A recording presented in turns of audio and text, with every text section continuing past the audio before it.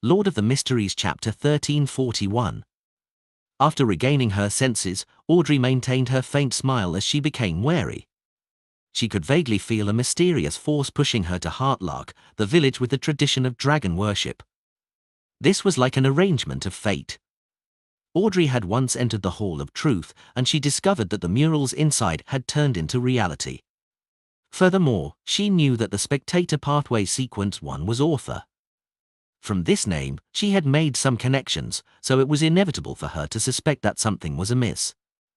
At this moment, Hibbert laughed. "I've heard of this village. I remember that our family has a manor nearby." As he spoke, he looked up at the sky. "It's almost evening. Why don't we stay there and continue hunting tomorrow?" Alfred wasn't opposed to his elder brother's suggestion.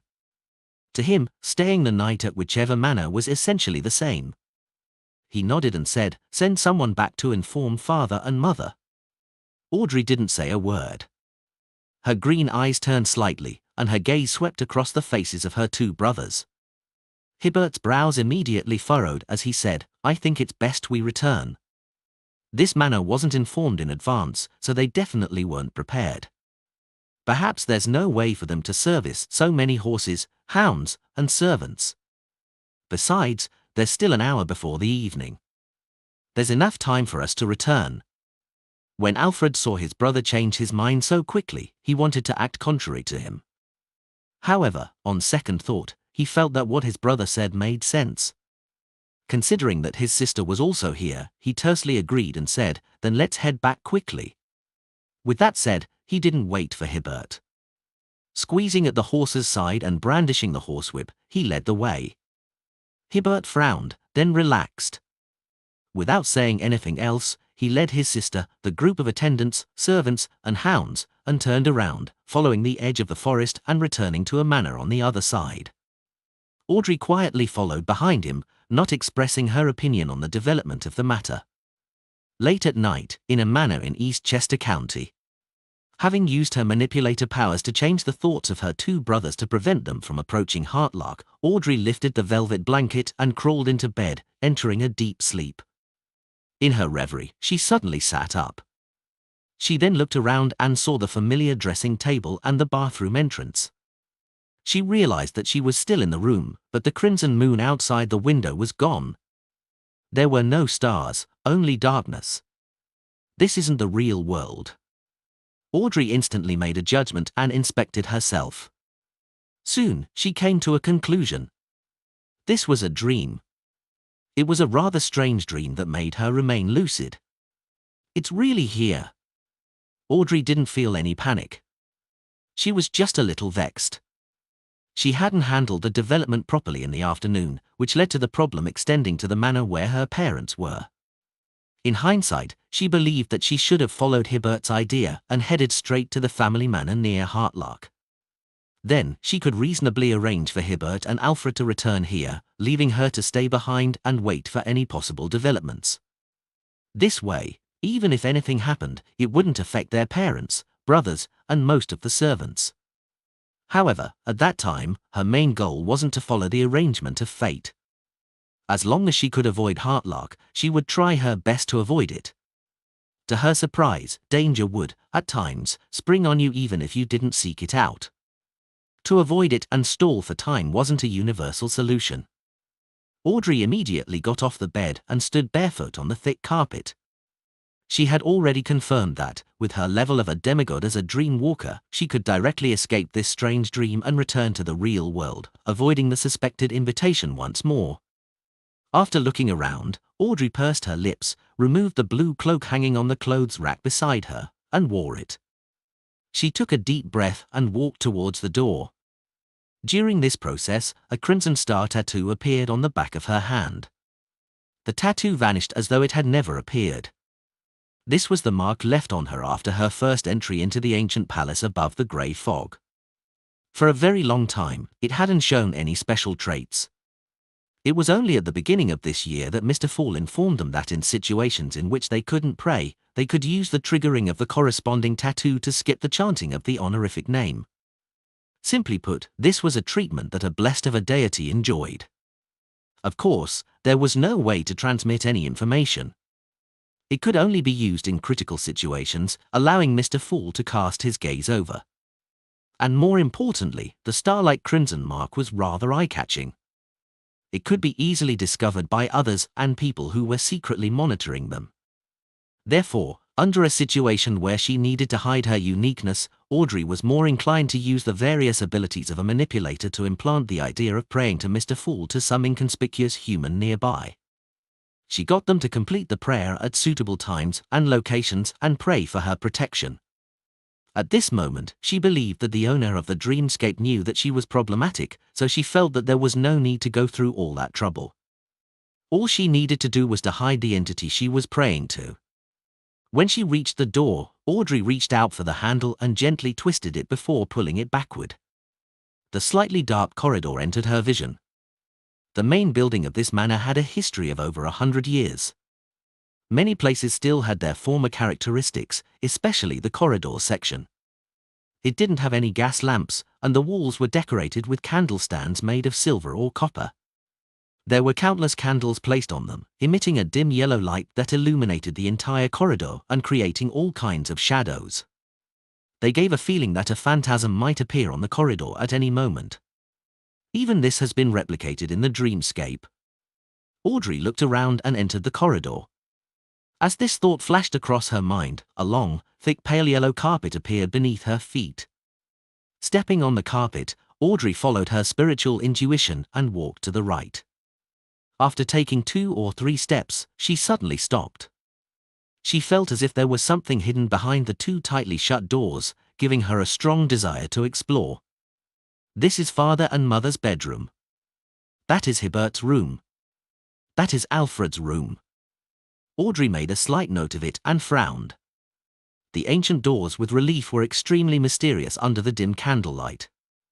It made one eager to know what was hidden behind them. As her thoughts raced, Audrey suddenly understood what they represented in a dream. This was the door to the mind world. Behind each door was the mind world of their owner. In other words, after Audrey pushed open Alfred's door, she would see the various secrets hidden deep in his heart.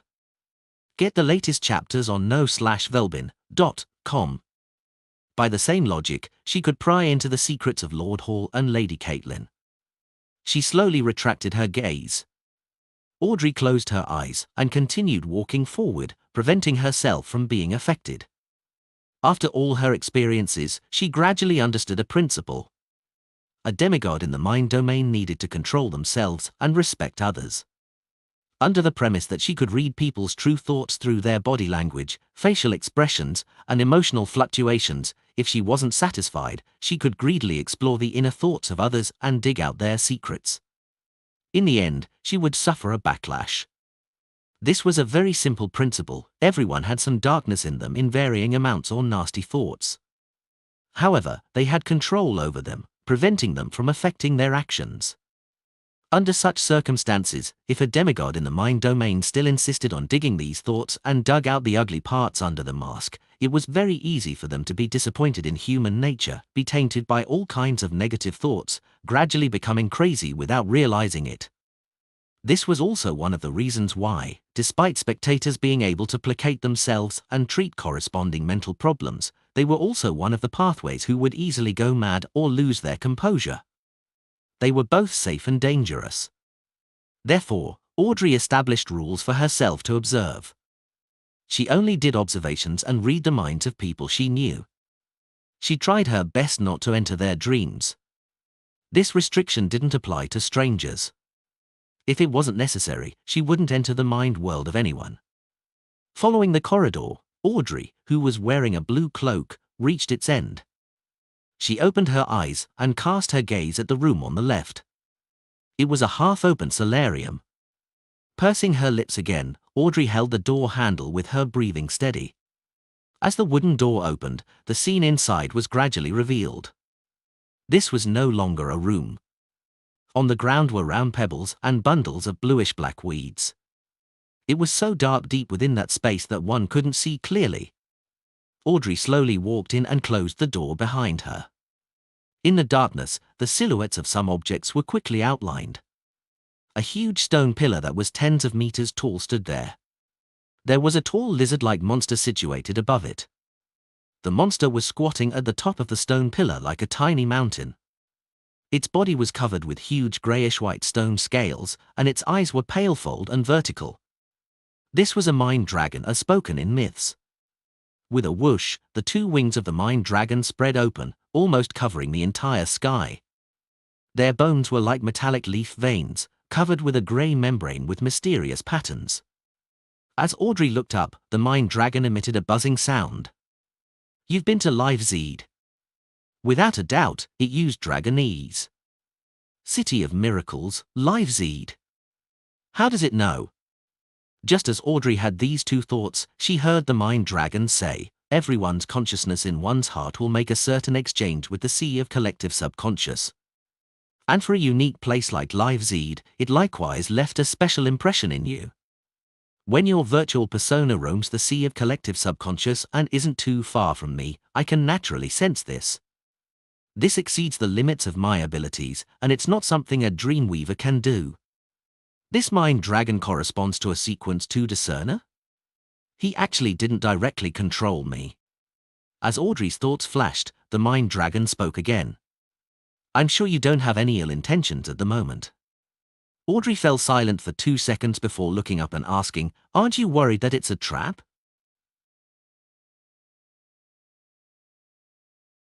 Lord of the Mysteries Chapter 1342. At that moment, Audrey even suspected that the arrangement of fate wasn't for her to head to Heartlarp to investigate the dragon-worshipping customs. Instead, it was to make her realize that something was wrong, causing her to feel conflicted. It made her use a virtual persona in the vicinity of Heartlarp to secretly guide her two brothers into changing their minds without realizing it. This would inevitably result in her consciousness being specially related to Live to be discovered by the mind dragon, thus attracting him. Despite being the one that had been arranged, Audrey couldn't help but feel a sense of awe. It had to be said that to achieve such an effect, one had to have an extremely high level of confidence in the reactions different people had. It struck fear into the bottom of her heart. After all, Audrey, a sequence for manipulator, had felt that the development of the matter was in line with her expectations. She had completely fulfilled her wishes and wasn't alert at all.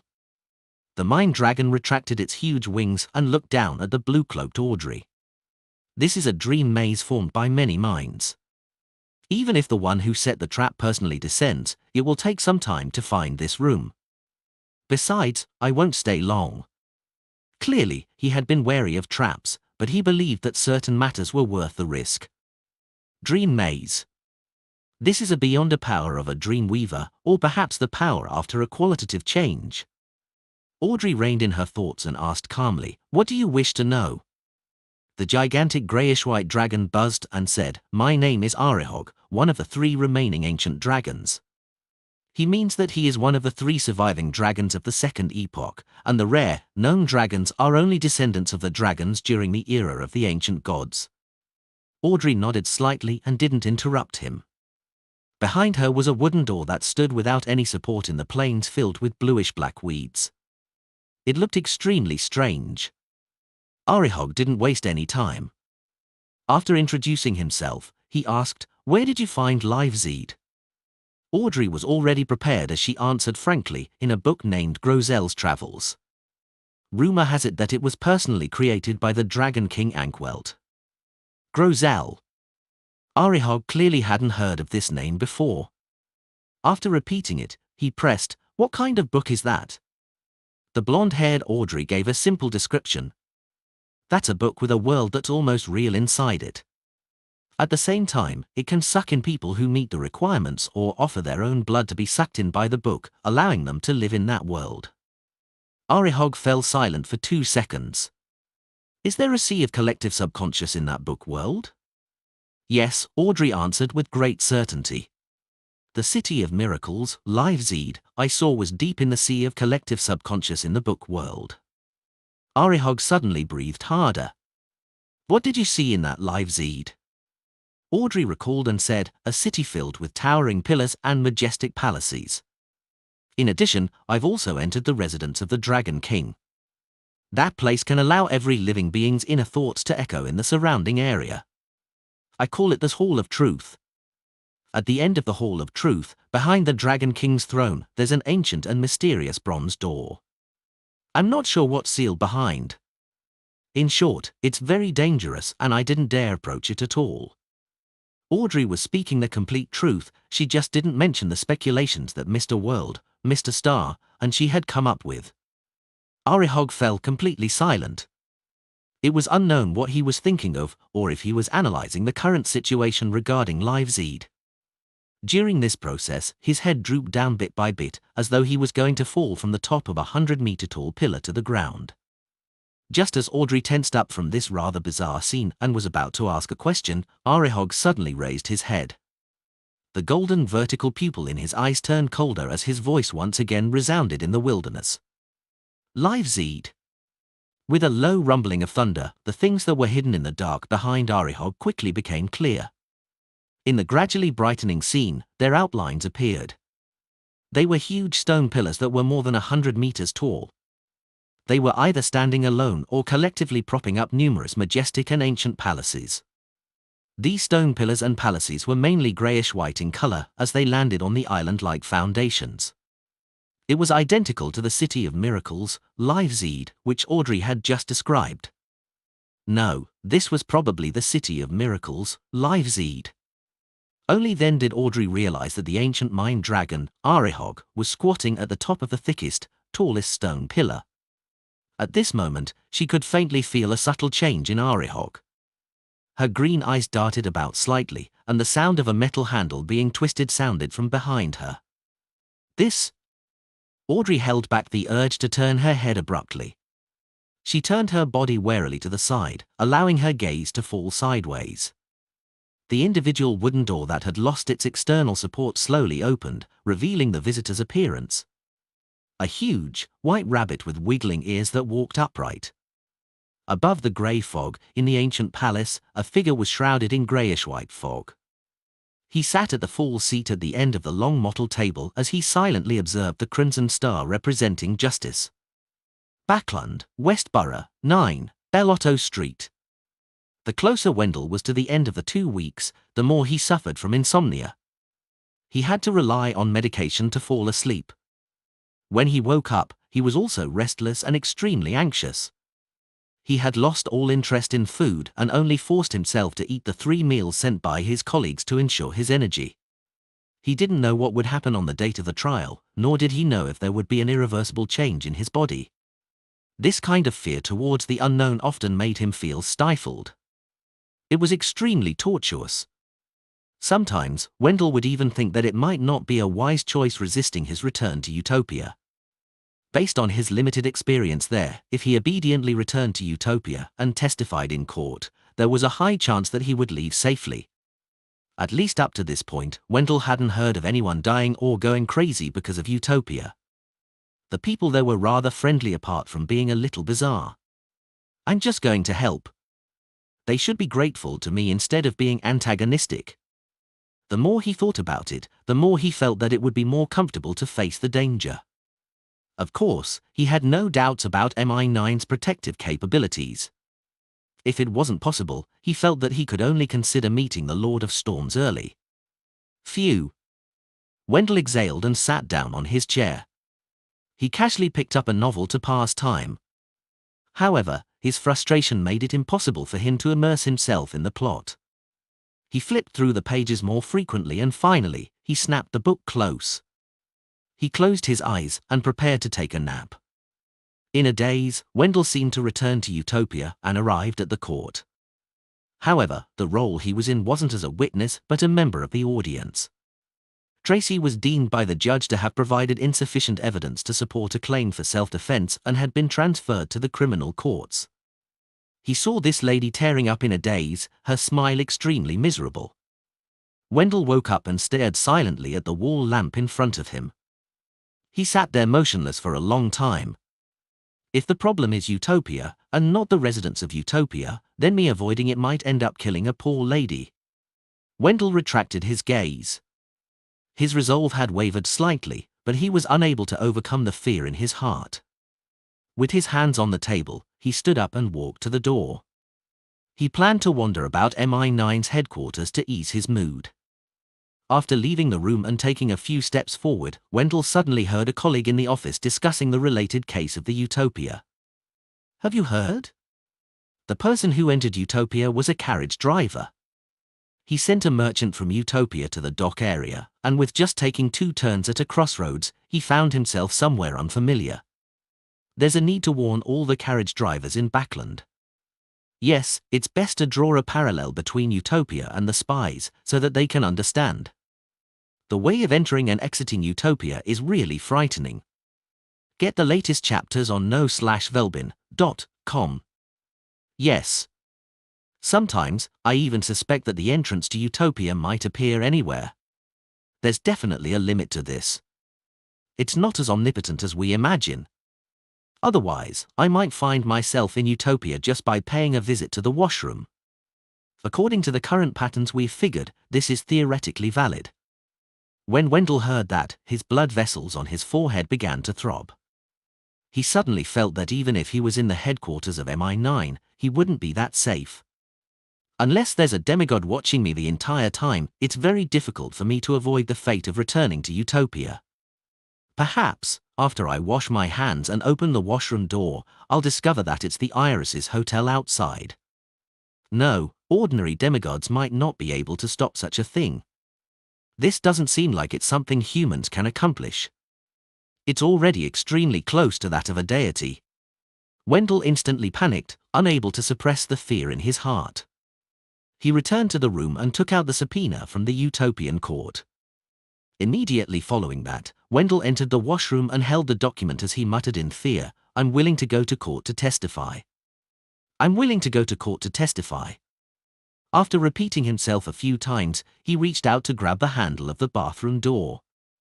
At that moment, a black raven flew through the ventilation hole like a ghost and landed in a corner of the washroom that no one would notice. In the next second, Wendell twisted the handle, pulled the door back, and opened the washroom door. It was no longer his familiar bedroom, but an unfamiliar lobby. Lord of the Mysteries Chapter 1343. I really returned to Utopia.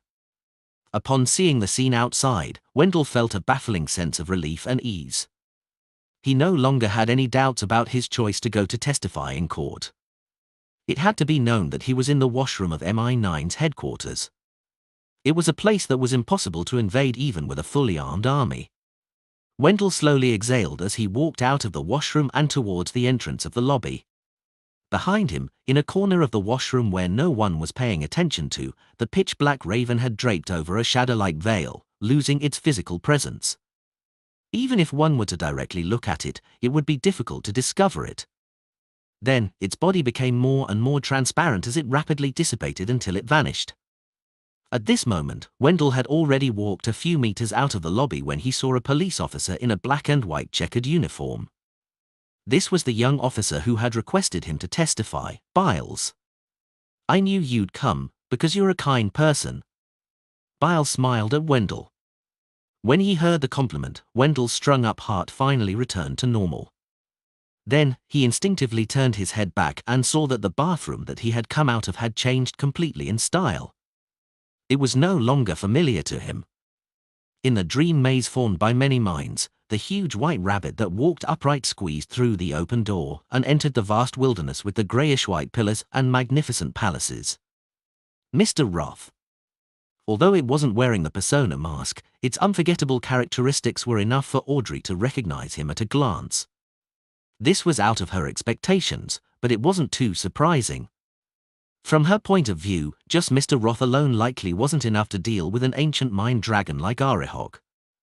Even if Mr. Fool had warned her to be wary of Mr. Roth.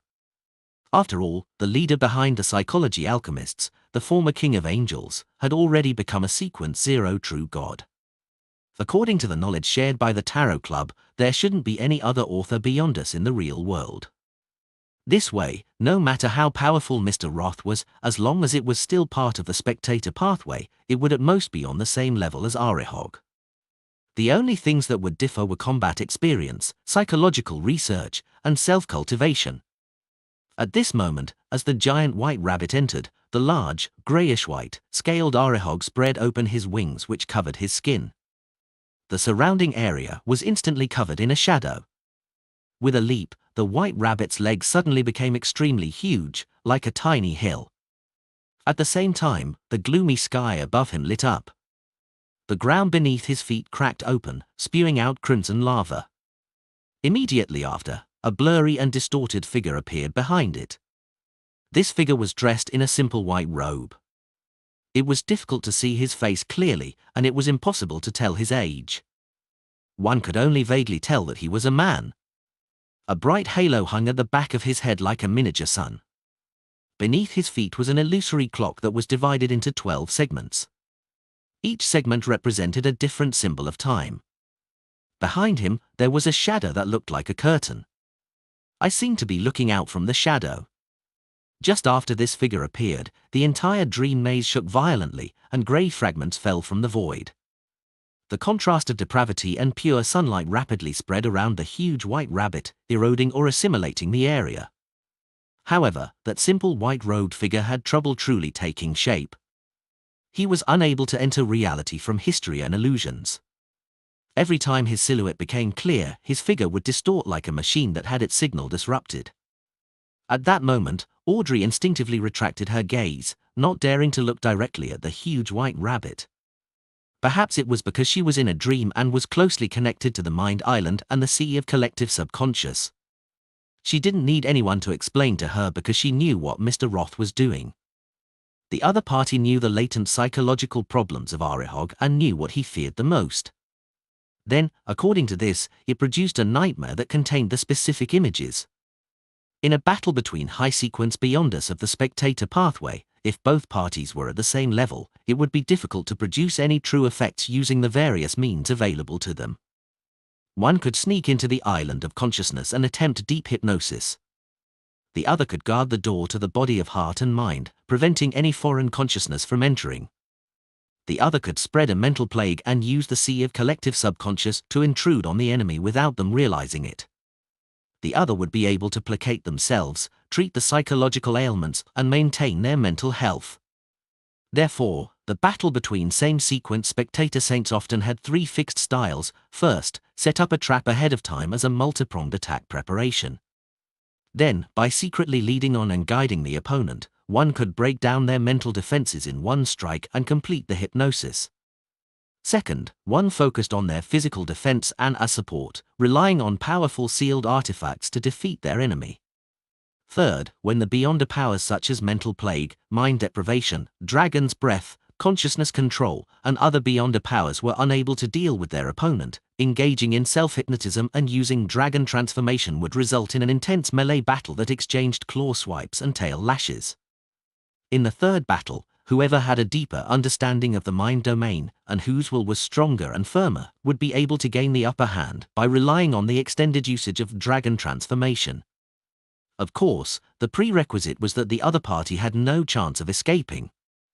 And at the level of an angel, everyone was a true mythical creature. The maintenance time of dragon transformation became meaningless. At this moment, it mainly depended on observation.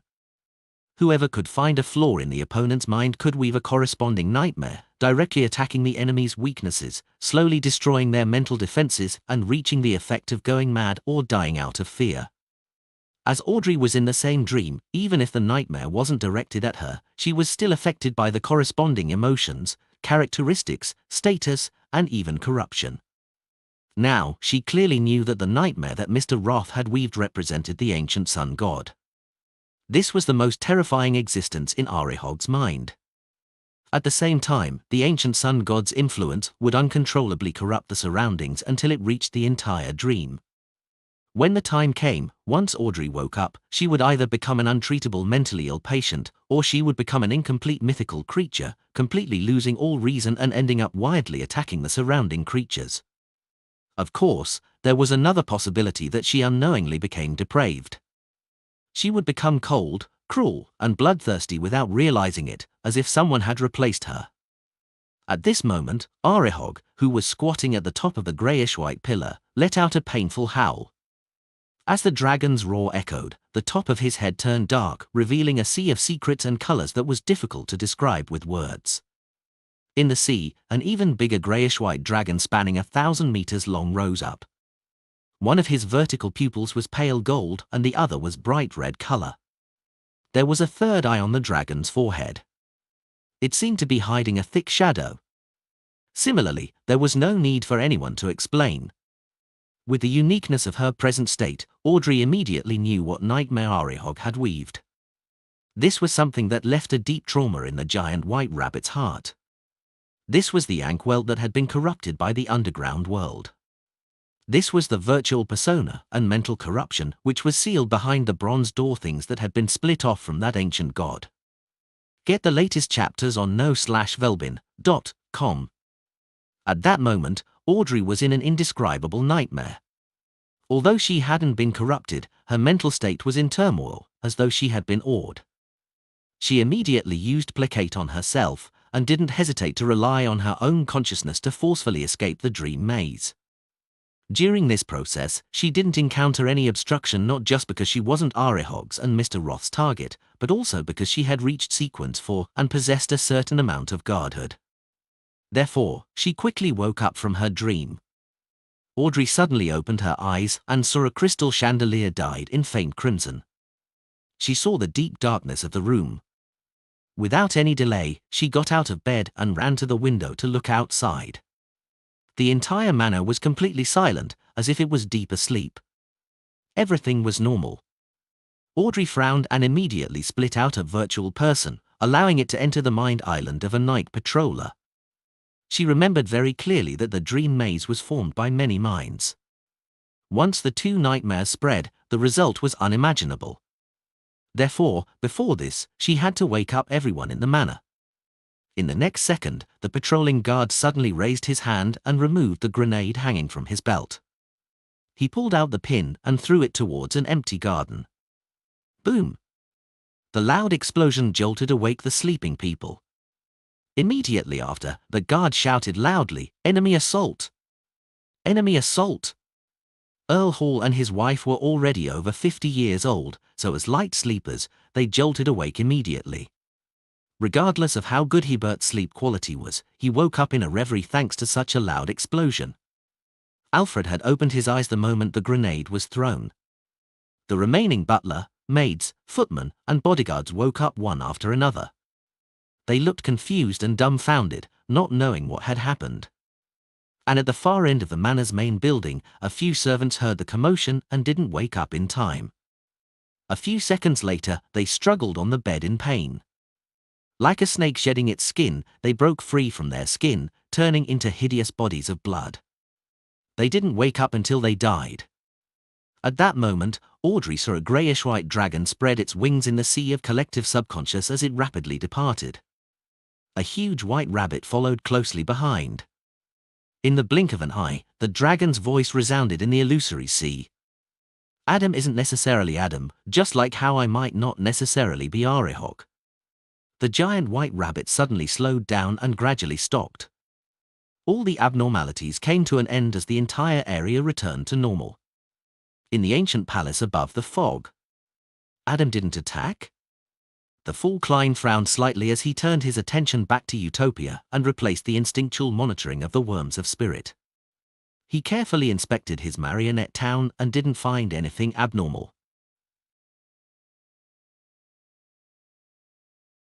Lord of the Mysteries Chapter 1344.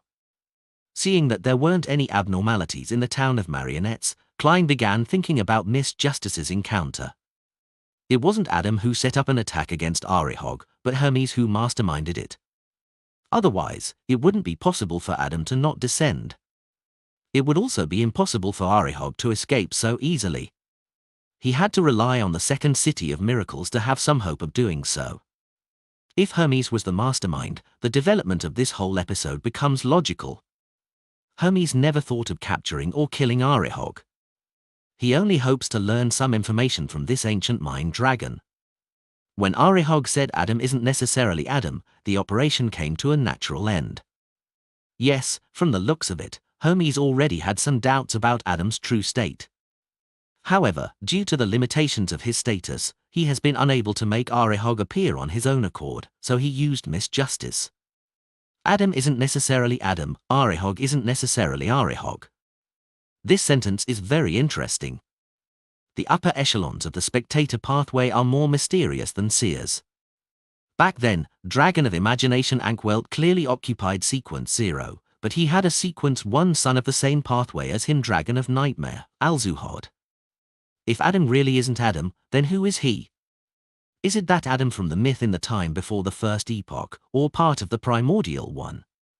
Or is he related to the resurrection of the ancient sun god? From the looks of it, the meaning behind why Medici addresses him as a zealot has a far more profound meaning. Klein quickly conjured a gold coin and flicked it into the air, making a divination. The results of the divination indicated that today's development was nothing dangerous. Klein immediately dispersed the gold coin and prepared to descend his consciousness into his body beneath St. Oriana Cathedral. At this moment, his actions became slightly sluggish. The moment Miss Justice met Arihog and Hermes was almost simultaneous as the moment the MI9 personnel returned to Utopia to testify in court. Just looking at them individually, there was no problem, but the word simultaneous made Klein somewhat alert. He was very sensitive to words like happen to, coincidence, simultaneous, and almost the same. This was a mark left behind by his past experiences. He tapped his finger on the edge of the long model table and decided to make preparations for his worries. He quickly condensed a light that contained certain words and some kind of will, and he threw it into a prayer light. After doing this, Klein made his consciousness sink and left Sapphira Castle, allowing his mind to return to his original body. Immediately after, he began to influence Utopia. He planned to use all sorts of arrangements to temporarily make all the foreigners leave. This way, even if anything happened, it wouldn't affect the innocent. This also meant that Klein was prepared to abandon Utopia and change locations to rebuild his marionette town. After all, a ritual could be repeated many times, but he could only afford one resurrection. Have a good rest for the next 2 days. There's still some time left before court begins. Bile sent Wendell to the entrance of the Iris's hotel. Wendell replied with a smile, "I'm already feeling sleepy." It was in the middle of the night. He had trouble sleeping previously because of his anxiety and nervousness. That was why he thought of walking around the headquarters of MI9 to ease his mood. However, when he heard the conversation between his colleagues at night, it triggered an eruption in his emotions, and he decided to return to Utopia and face the problem. After checking in, Wendell took his luggage and went to the 3rd floor. When he passed through the door, he vaguely felt that his surroundings were abnormally dark. In order to sleep better, Wendell walked to the window and drew the curtains. During this process, he felt that the scenery outside the window was unusually familiar. However, under the cover of the night, he couldn't tell what was happening too clearly. Thinking that it might have been the scene he had seen in Utopia previously, he covered his mouth with his hand and yawned. He took off his clothes and walked towards the bed. Your favorite stories on n/o/ve/elbinin.com. Monica slept until midnight when she suddenly needed to pee. Unable to hold it in any longer, she eventually got out of bed and walked towards her room's attached bathroom. When she pushed the bathroom door open, she found it a little heavier. Rubbing her eyes that were almost unable to open, Monica didn't care about this small change. She quickly relieved herself and ran out of the bathroom to her bed. When she entered the covers, she felt that the temperature was much lower and she had no choice but to wrap herself up tightly in layers. It didn't take long for her to fall asleep again. About 15 minutes later, the patrolling Biles rubbed his hands and turned towards the street where the police station was. He was about to hand over duties with his colleagues. Suddenly, his body froze in the alley. The black and dense spirit body threads on his body peeled off at the same time as they floated upwards. A pruned and exquisite paper figurine landed and connected to the spirit body threads, quickly turning into another Biles. At the same time, a torrent of mixed knowledge surged over and reassembled him into a man wearing gorgeous clothes with long chestnut hair. The man had blue eyes, a high nose bridge, and thin lips. It was Roselle Gustav's Sequence 1 historical projection. Right on the heels of that, the projection reached out and sucked all the information in the surroundings into its palm, forming an illusory ball of light. This information included all the details that involved Biles. In the next second, Roselle Gustav's historical projection forged a piece of information that was completely normal, allowing it to follow the spirit body threads connected to the paper figurine to the St. Oriana Cathedral in the municipal square, moving straight underground of the cathedral. After this series of actions, another torrent of information surged in midair. With Roselle's help, they reformed into 3 figures. A middle-aged man wearing a black robe and a hood with a long, thick, white beard. Another, who was draped in a cloak, had black hair, blue eyes, and a rather squarish face. He was a middle-aged man with a dignified bearing. On one of the trees, there was a huge tree that seemed to be drenched with petroleum. On the tree, there were arms with all sorts of strange protruding objects that rolled with bloodshot eyes. They were the leader of the secret order, Zaratul. Lund's protector, the first king, William Augustus I's historical projection. A historical projection of abomination soir. After making the necessary preparations, Zaratul used the location provided by the historical projection to sneak into Utopia. He didn't waste any time. He reached out with his right hand and used the law of convergence of Beyonder characteristics to suck out the worm of spirit in Biles. Elsewhere, the palm of Abomination Soir's historical projection made an ugly doll the size of a palm appear. The doll was wet and sticky. It had no eyes, ears, or nose. It only had a pinhole-like mouth that emitted and sucked greyish-white fog. As the worm of spirit and the doll approached, the black and white eyeballs that rolled out on the soir tree trunk looked at them at the same time. Silently, the worm of spirit fused with the ugly doll, causing it to distort as it squirmed, growing out eyes, nose, and ears, making it look like Klein Moretti. At this point, Zaratul no longer did any concealment, nor could he do so. He took out a black shroud and abruptly wrapped Klein's doll up. All the marionette spirit body threads in Utopia were severed at the same time. They were unable to connect to the true body. This wasn't because there was something wrong with them, but that the true body was isolated from them. All of a sudden, the duty personnel in the police station, tenants in the hotel, Tracy and the thieves in the cell, Anderson in another apartment, Alzu, and the other citizens all stopped breathing and turned stiff. Regardless of whether they were sleeping or doing something else, it was as if a pause button had been pressed. Klein, who was at the bottom of St. Oriana Cathedral, suddenly woke up. He knew that an accident had happened. He didn't hesitate. With a thought, he returned to Sapphira Castle. With the level and strength of a king of angels, he was able to resist enemies that had shown or had yet to show themselves. This was the best choice in the current situation. Even if he wasn't able to protect his true body, Klein still had a chance to revive. At that moment, his floating consciousness touched an invisible, dark barrier, making it difficult to penetrate it and enter Sapphira Castle. Klein's heart tightened, believing that the enemy might be more troublesome than he had imagined. Few high-level existences knew he could return to Sapphira Castle with a thought.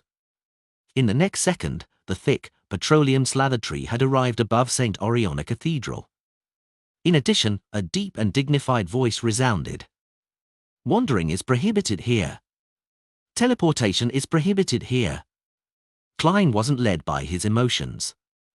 Seeing that he couldn't return to Sapphira Castle at the moment, he immediately changed his strategy and leaped towards the fog of history. The moment the greyish-white fog entered his eyes, it turned into a whirlpool formed by countless transparent maggots. The vortex extended out slippery tentacles covered with strange patterns. Unlike previously, the vortex emitted a powerful suction force, causing Klein's figure to speed up and be entangled by countless tentacles. Law of Beyonder characteristics convergence.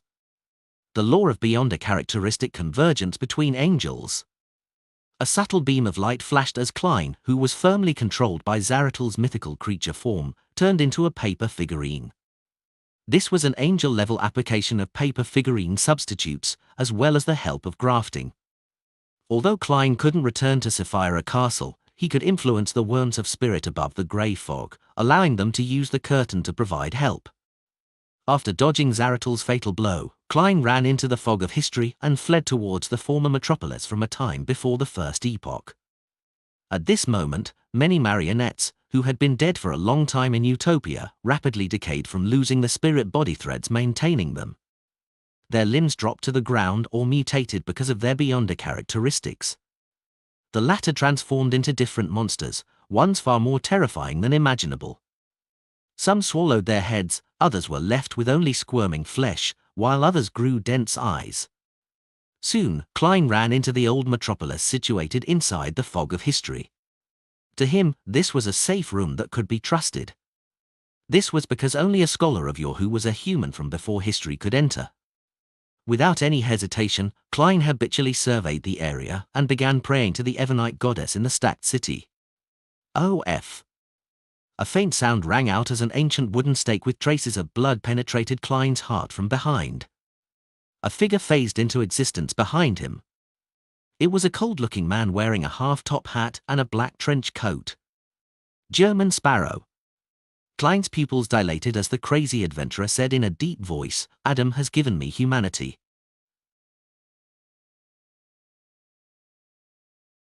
Lord of the Mysteries Chapter 1345. Klein turned around and looked at the familiar yet unfamiliar figure. He had imagined all kinds of attacks on Utopia, but he had never expected such a scene to occur. If Amorn had parasitized the marionette, German Sparrow, then with Klein's current status and the spirit worms on Sapphira Castle, he definitely would have immediately discovered the problem. And if Zaratul were to swap the spirit body threads, he could only temporarily hide it from him.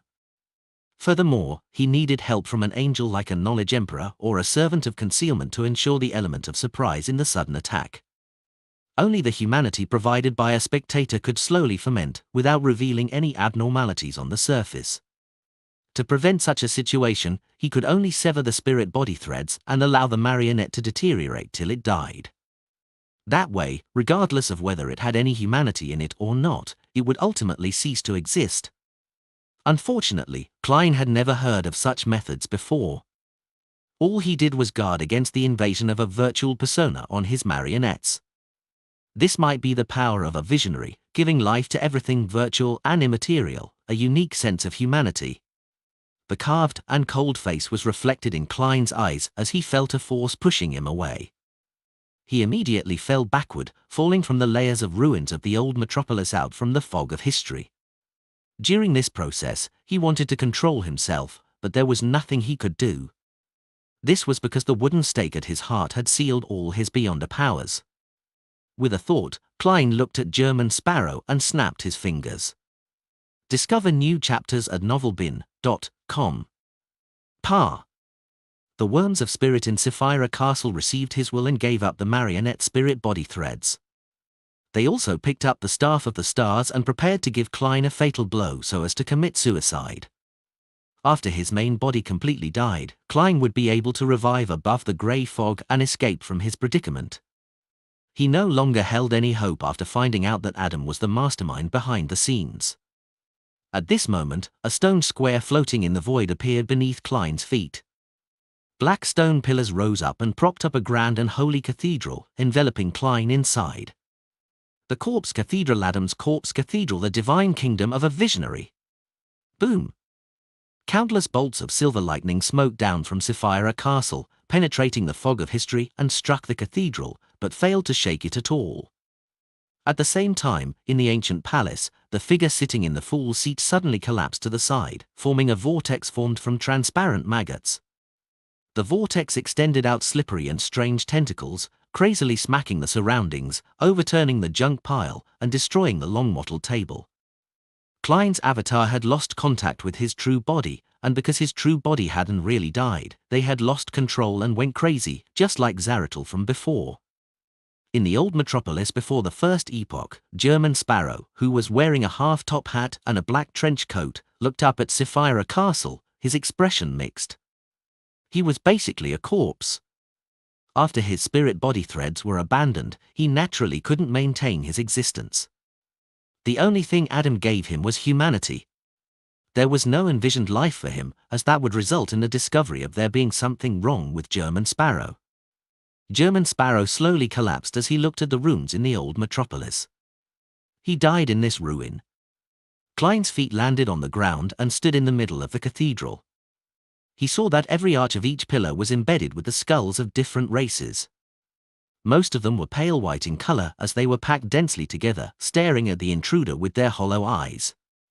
On the walls, windows, and doors of the cathedral, transparent, distorted, and painful faces appeared, separating the interior from the outside world. And in front of the cathedral stood a cross that was more than 100 meters tall. In front of the cross were rows of black pews. Adam, who was wearing a simple white robe and had a pale gold beard, was standing under the cross with a silver cross hanging from his neck. He faced the pews like a priest who was preparing to deliver a sermon. His expression was warm and his eyes were limpid, as though he was only inviting Klein to listen to the scriptures. Klein lowered his head and looked at the cross-shaped wooden stake that was stuck in his chest. He slowly walked to the first pew and sat in the middle. For a true mythical creature formed from many worms of spirit, the wound on its chest wasn't fatal. The main purpose of the ancient bloody cross stake was to seal his beyonder powers. If not for the true God standing in front of him, Klein could have used his physical strength to pull out the wooden stake and remove the seal. At this moment, he didn't make any attempts because he was afraid that he would turn the thought of not daring to not willing to. I didn't expect you to directly interfere in this matter. If you wanted to deal with me, you didn't have to wait until today. Klein looked at his blood-stained shirt and seriously voiced his doubts. He wasn't afraid at all, as if he was certain that Adam wouldn't kill him. Adam held the silver cross pendant with one hand and calmly said, "Before now, you were able to be of quite some use in many ways." He took 2 steps forward and continued with limpid eyes, "When Ammon came to steal the corpse cathedral, I made a deal with him. By helping me obtain the first blasphemy slate, I'll help Shimmer capture you. Is that so?" Klein was instantly enlightened. On the one hand, Adam didn't wish to be obstructed by existences like the true creator when he became a god, and on the other hand, he wanted to obtain the first blasphemy slate. Therefore, he used the unshadowed crucifix and other methods to give Klein an impetus to head for the giant king's court, open the door to the chamber where Sasria was sleeping, and attract the attention of the true creator and other existences. On the other hand, he used his brother, Ammon, to steal the first blasphemy slate at the critical moment. And to capture Klein, who was about to obtain preliminary control of Sapphira Castle, it would definitely be most appropriate to have a visionary arrange the developments for him. Although Ammon and Adam usually appear distant, they are still brothers and can work together more easily. Klein nodded slightly and looked at the stained glass that had distorted faces. "I also didn't expect Zaratul to cooperate with you. Isn't he afraid of becoming food for Ammon?" When Klein established Utopia, he had considered Ammon's attack and Zaratul's destruction. However, he never expected that they would work together in a certain way. From his point of view, the chances of Zaratul completely siding with the Mother Tree of Desire were higher than this, unless Adam had unknowingly arranged such a development for him. Adam's limpid eye showed sympathy. To him, you becoming a great old one means that he will definitely perish. However, if Ammon becomes one, as long as he expresses his loyalty, he can still retain his present level and status. A Lord of the Mysteries still requires an attendant of mysteries. Therefore, he chose to cooperate with me. During this process, if he can seize the opportunity and turn you into a marionette before I do, using you to enter Sapphira Castle and become the owner of the Sapphira, then he has the right to demand an opportunity to face Antigonus at Evernight's place and have an ultimate showdown with Ammon. On the contrary, he will completely admit defeat and pledge allegiance to Ammon. On this point, he was very decisive. "It doesn't seem like your style to explain so much," Klein replied casually before frowning. "You don't need all the sequence 1 beyond the characteristics of the corresponding pathway to become a great old one." He had deduced this from the relationship between the ancient sun god and the 8 kings of angels. However, he believed that one had to first become a great old one or a quasi-one before dividing the characteristics. Adam replied gently, "For neighboring pathways, all that's needed is a uniqueness and a sequence 1 beyond a characteristic. It's easy to lose control if one forcefully occupies more. Therefore, after Zaratul pledged allegiance to Ammon, he still has the chance to become a king of angels. And he isn't able to pledge allegiance to you because he can't separate a sequence to avatar like those from the Marauder pathway, and then stealing his main body's spirit body, consciousness, and psyche over, turning the avatar into the main body. This was the qualitative difference between a seer's marionette and a marauder's worm of time. The former involved spirit body threads, while the latter relied on themselves. Furthermore, the reason the Marauder Angel could do this was because their sequence too was Trojan Horse of Destiny. Just as Klein nodded, he suddenly saw Adam turn his body, revealing something beneath the cross. It was a grey stone slab. There were many mottled marks on its surface, making it look rather ancient. This was very similar to the first blasphemy slate, but it didn't have that abnormally ancient feeling to it. It also had words that looked like the source of all languages. They were written with the names of sequences and potion formulas. The second blasphemy slate? Klein asked in surprise. His gaze quickly swept across the stone slab. He didn't read the first few paragraphs, but instead looked at the last few lines. His intuition told him that there was a very important piece of information there. There's no need to rush. Amorn has to complete the ritual and become a sequence 0 before stealing your fate. Otherwise, he wouldn't be able to withstand the identity as Sapphira Castle's owner. And before that, it's best to let you continue staying in my kingdom. Adam acted as though he was consoling a repentant.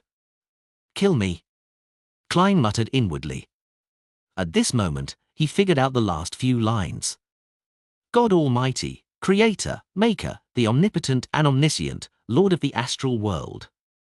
Sea of Chaos plus Visionary Uniqueness plus the Sun Uniqueness plus Tyrant Uniqueness plus White Tower Uniqueness plus the Hanged Man Uniqueness plus 1 Author beyond a characteristic plus 1 White Angel beyond a characteristic plus 1 Thunder God beyond a characteristic plus 1 Omniscient I beyond a characteristic plus 1 Dark Angel beyond a characteristic.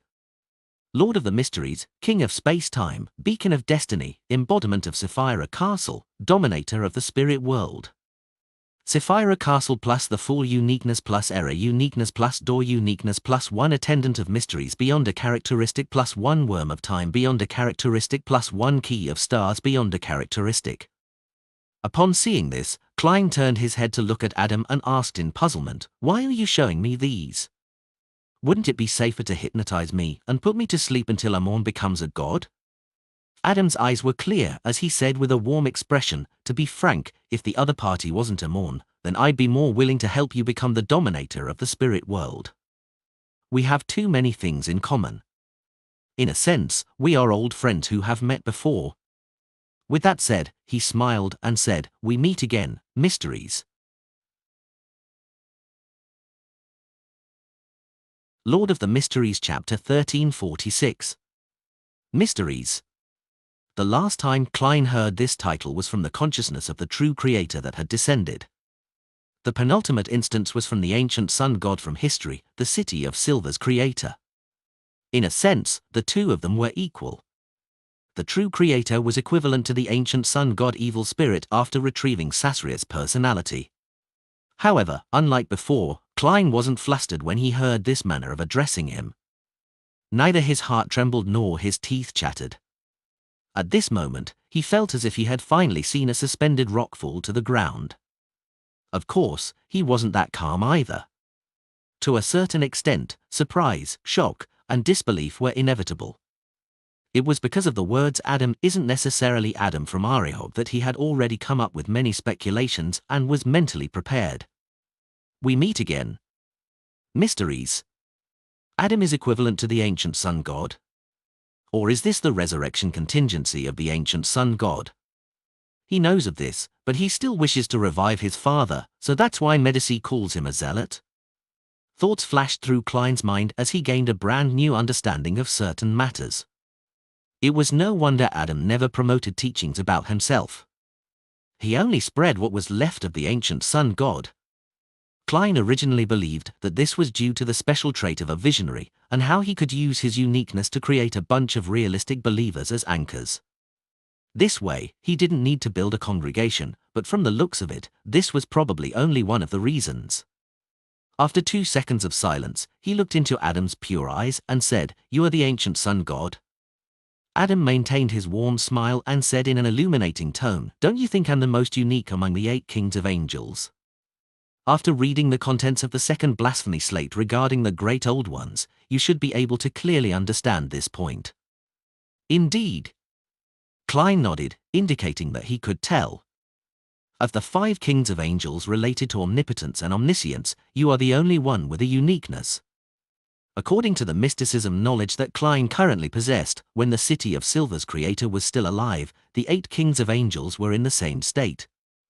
Dark Angel Sasria digested 2 sequence 1 characteristics of the Hanged Man pathway and controlled the first blasphemy slate, allowing him to use a portion of the power of the Chaos Sea. Therefore, he was heaven's deputy, the left hand of God, a king among kings of angels. White Angel Orcuses contain 2 sequence 1 characteristics of the Sun pathway.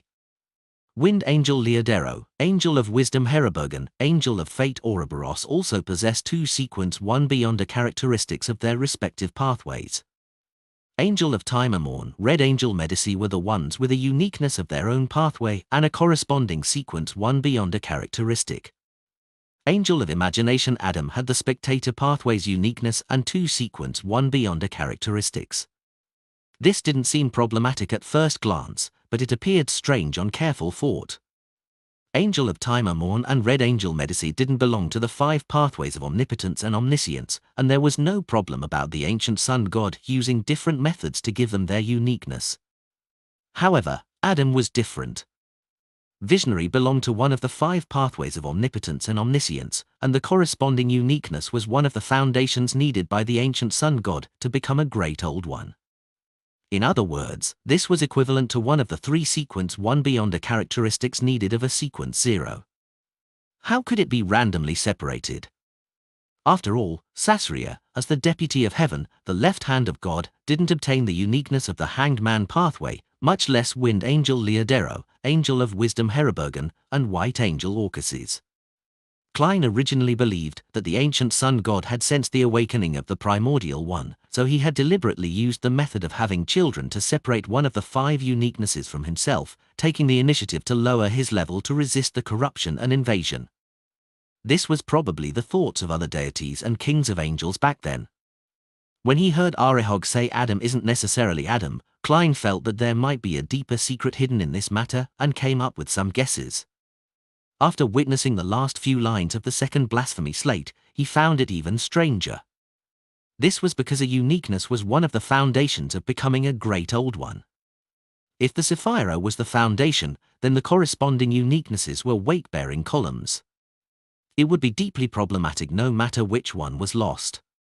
If the ancient sun god wanted to lower his level, the better choice would be to separate the sequence 1 beyonder characteristics. That would be relatively safer. Dressed in a simple white robe and wearing a thick golden beard, Adam walked to Klein's side and turned around. He looked at the blasphemy slate and said, "A visionary has something very special. Normal sequence 0s are made up of the uniqueness and 3 sequence 1 beyonder characteristics. Missing any one of them prevents them from being considered a true deity. They can only be considered a king of angels. And after becoming a sequence 0, a visionary is able to split 2 sequence 1 beyonder characteristics and replace the corresponding characteristic via envisioning. The object produced by envisioning is real enough. It can work perfectly under the framework of the uniqueness and a sequence 1 beyonder characteristic, allowing a visionarist level and strength to not decrease. The 2 real separated sequence 1 beyonder characteristics can be combined with one's other identity or a certain lifeform that's envisioned. It can make them become an author with complete freedom. When necessary, one can use a certain method or some mediums to transform him into the true form. And for the omnipotent and omniscient, he can create a uniqueness that borders between reality and illusory to maintain his state, as long as it doesn't exceed the necessary limitations. This is the relationship between Dragon of Imagination Ankwelt and his child, Dragon of Nightmare Alzuhod? I once thought that the Seer and Marauder pathways were the most bizarre. From the looks of it, they can't compare to a Spectator. Sigh, be careful of the Spectator. Klein completely resolved the question on his mind. he also understood why Dragon of Imagination Ankwelt had arranged for 0-08 to meet Grozel's travels. Once they met, 0-08's quill, which originated from the Dragon of Nightmare Alzuhod, would awaken and become the Dragon of Imagination Ankwelt at a lower level. Then, this resurrected ancient god would use the negative persona sealed behind the bronze door to activate the Chaos Sea's power, instantly reaching the level of the strongest king of angels below that of true deities. With such a foundation, he had the chance to compete with Adam for the position of visionary and completely revive. It's simpler, neater, and cleaner compared to the Black Emperor's resurrection. Klein nodded slightly and said, the relationship between Dragon of Imagination and the Dragon of Nightmare. Adam sat down beside Klein. Yes. However, the Dragon of Imagination had been corrupted, and he had characteristics of other pathways, putting him in a poor condition. All he could do was separate an author. Otherwise, he would have directly lost control. Klein ignored Adam beside him and looked at the second blasphemy slate in front of him. What's the difference between this and a marauder's avatar? If Amon can become an error, he too can create at least 2 sequence 1 avatars. Adam leaned forward and simply explained, the avatar and the main body are still the same, but they're located in different areas. Does that mean that the sequence 1 that's envisioned is completely separated from the real body, and can be considered another person? Only by using some method or using some medium can one awaken. Klein asked thoughtfully, you awakened when you became a visionary? No. Adam looked straight ahead and replied with a gentle expression, when I perished, and True was born. Upstairs AT from N0/V/pound/co/M. Klein asked in surprise, was no one suspicious? If the deities knew that the ancient sun god had long been resurrected in Adam, the history of the fourth epoch would most likely be to besiege the Solomon Empire, the Twilight Hermit Order, and the Amon family. Apart from True knowing about this, perhaps only Evernight had hurt suspicions, Adam said, his voice neither fast nor slow. I disguised myself as a zealot wanting my father to awaken in my body. It's not difficult for a king of angels from the visionary pathway to do so. Then, Medici. Klein suddenly felt pity for the Red Angel. Thinking up to this point, he lowered his head to look at the blood-stained wooden stake on his chest. He felt that he deserved more sympathy. Adam said calmly, it was a necessary sacrifice. Why do you think he can remain alive for so many years after becoming an evil spirit without being discovered? Klein fell silent for 2 seconds before asking, are you going to let me wait just like this? You can also choose to leave this corpse cathedral, but Zaratul will be waiting for you at the entrance. In your present state, you can only become his marionette, Adam said without any emotion. Klein fell silent as he read the remaining contents of the second blasphemy slate. In the fog sea, the dawn silently sailed through the undulating blue waves. Bernadette suddenly opened her eyes and sat up. She frowned and picked up an item on the table. The item was completely golden in color, and there were mysterious symbols engraved on its surface, making it look like a miniature water flask. This was sealed artifact 0-05, Magic Wishing Lamp. Bernadette held the wishing lamp and bowed her head as she chanted an honorific name. The fool that doesn't belong to this era. The mysterious ruler above the grey fog. The king of yellow and black who wields good luck. Lord of the Mysteries Chapter 1347. Above the grey fog, in the ancient palace, beside the fool's seat. A prayer point of light expanded to produce a rippling halos. It was as though someone had suddenly drawn the curtains in a dark, sealed room, allowing sunlight to shine in, piercing into the eyes of the sleeping one. The whirlpool of maggots, which had already quietened down, once again went berserk as it began to flail the slippery and strange tentacles. Klein's gaze swept past the parts that were related to the Lord of the Mysteries, and he read the subsequent content on the slate. Eternal darkness, singularity of all, space-time in one. River of eternal darkness plus Evernight uniqueness plus death, eternal sleeper, uniqueness plus twilight giant uniqueness plus one night of misfortune beyond a characteristic plus one pale emperor beyond a characteristic plus one hand of God beyond a characteristic. Goddess of origins, mother of all, brood hive of filth, Brood hive plus mother uniqueness plus the moon uniqueness plus 1 nature walker beyond a characteristic plus 1 beauty goddess beyond a characteristic. The anarchy, shadow of order. Nation of disorder plus black emperor uniqueness plus justiciar uniqueness plus 1 prince of abolition beyond a characteristic plus 1 hand of order beyond a characteristic. Calamity of destruction, origins of disaster. City of calamity plus demoness, chaos demoness, primordial demoness, uniqueness plus red priest uniqueness plus 1 apocalypse beyond a characteristic plus 1 conqueror beyond a characteristic. Father of devils, lord of deviance, source of curses. Tenebrous world plus abyss uniqueness plus change uniqueness plus 1 filthy monarch plus 1 abomination beyond a characteristic. Demon of knowledge, arcana of madness. Knowledge more plus the hermit uniqueness plus paragon uniqueness plus 1 knowledge emperor beyond a characteristic plus 1 illuminator beyond a characteristic. Key of light, endless disorder, incarnation of fate. Key of light plus wheel of fortune uniqueness plus 1 giant serpent beyond a characteristic.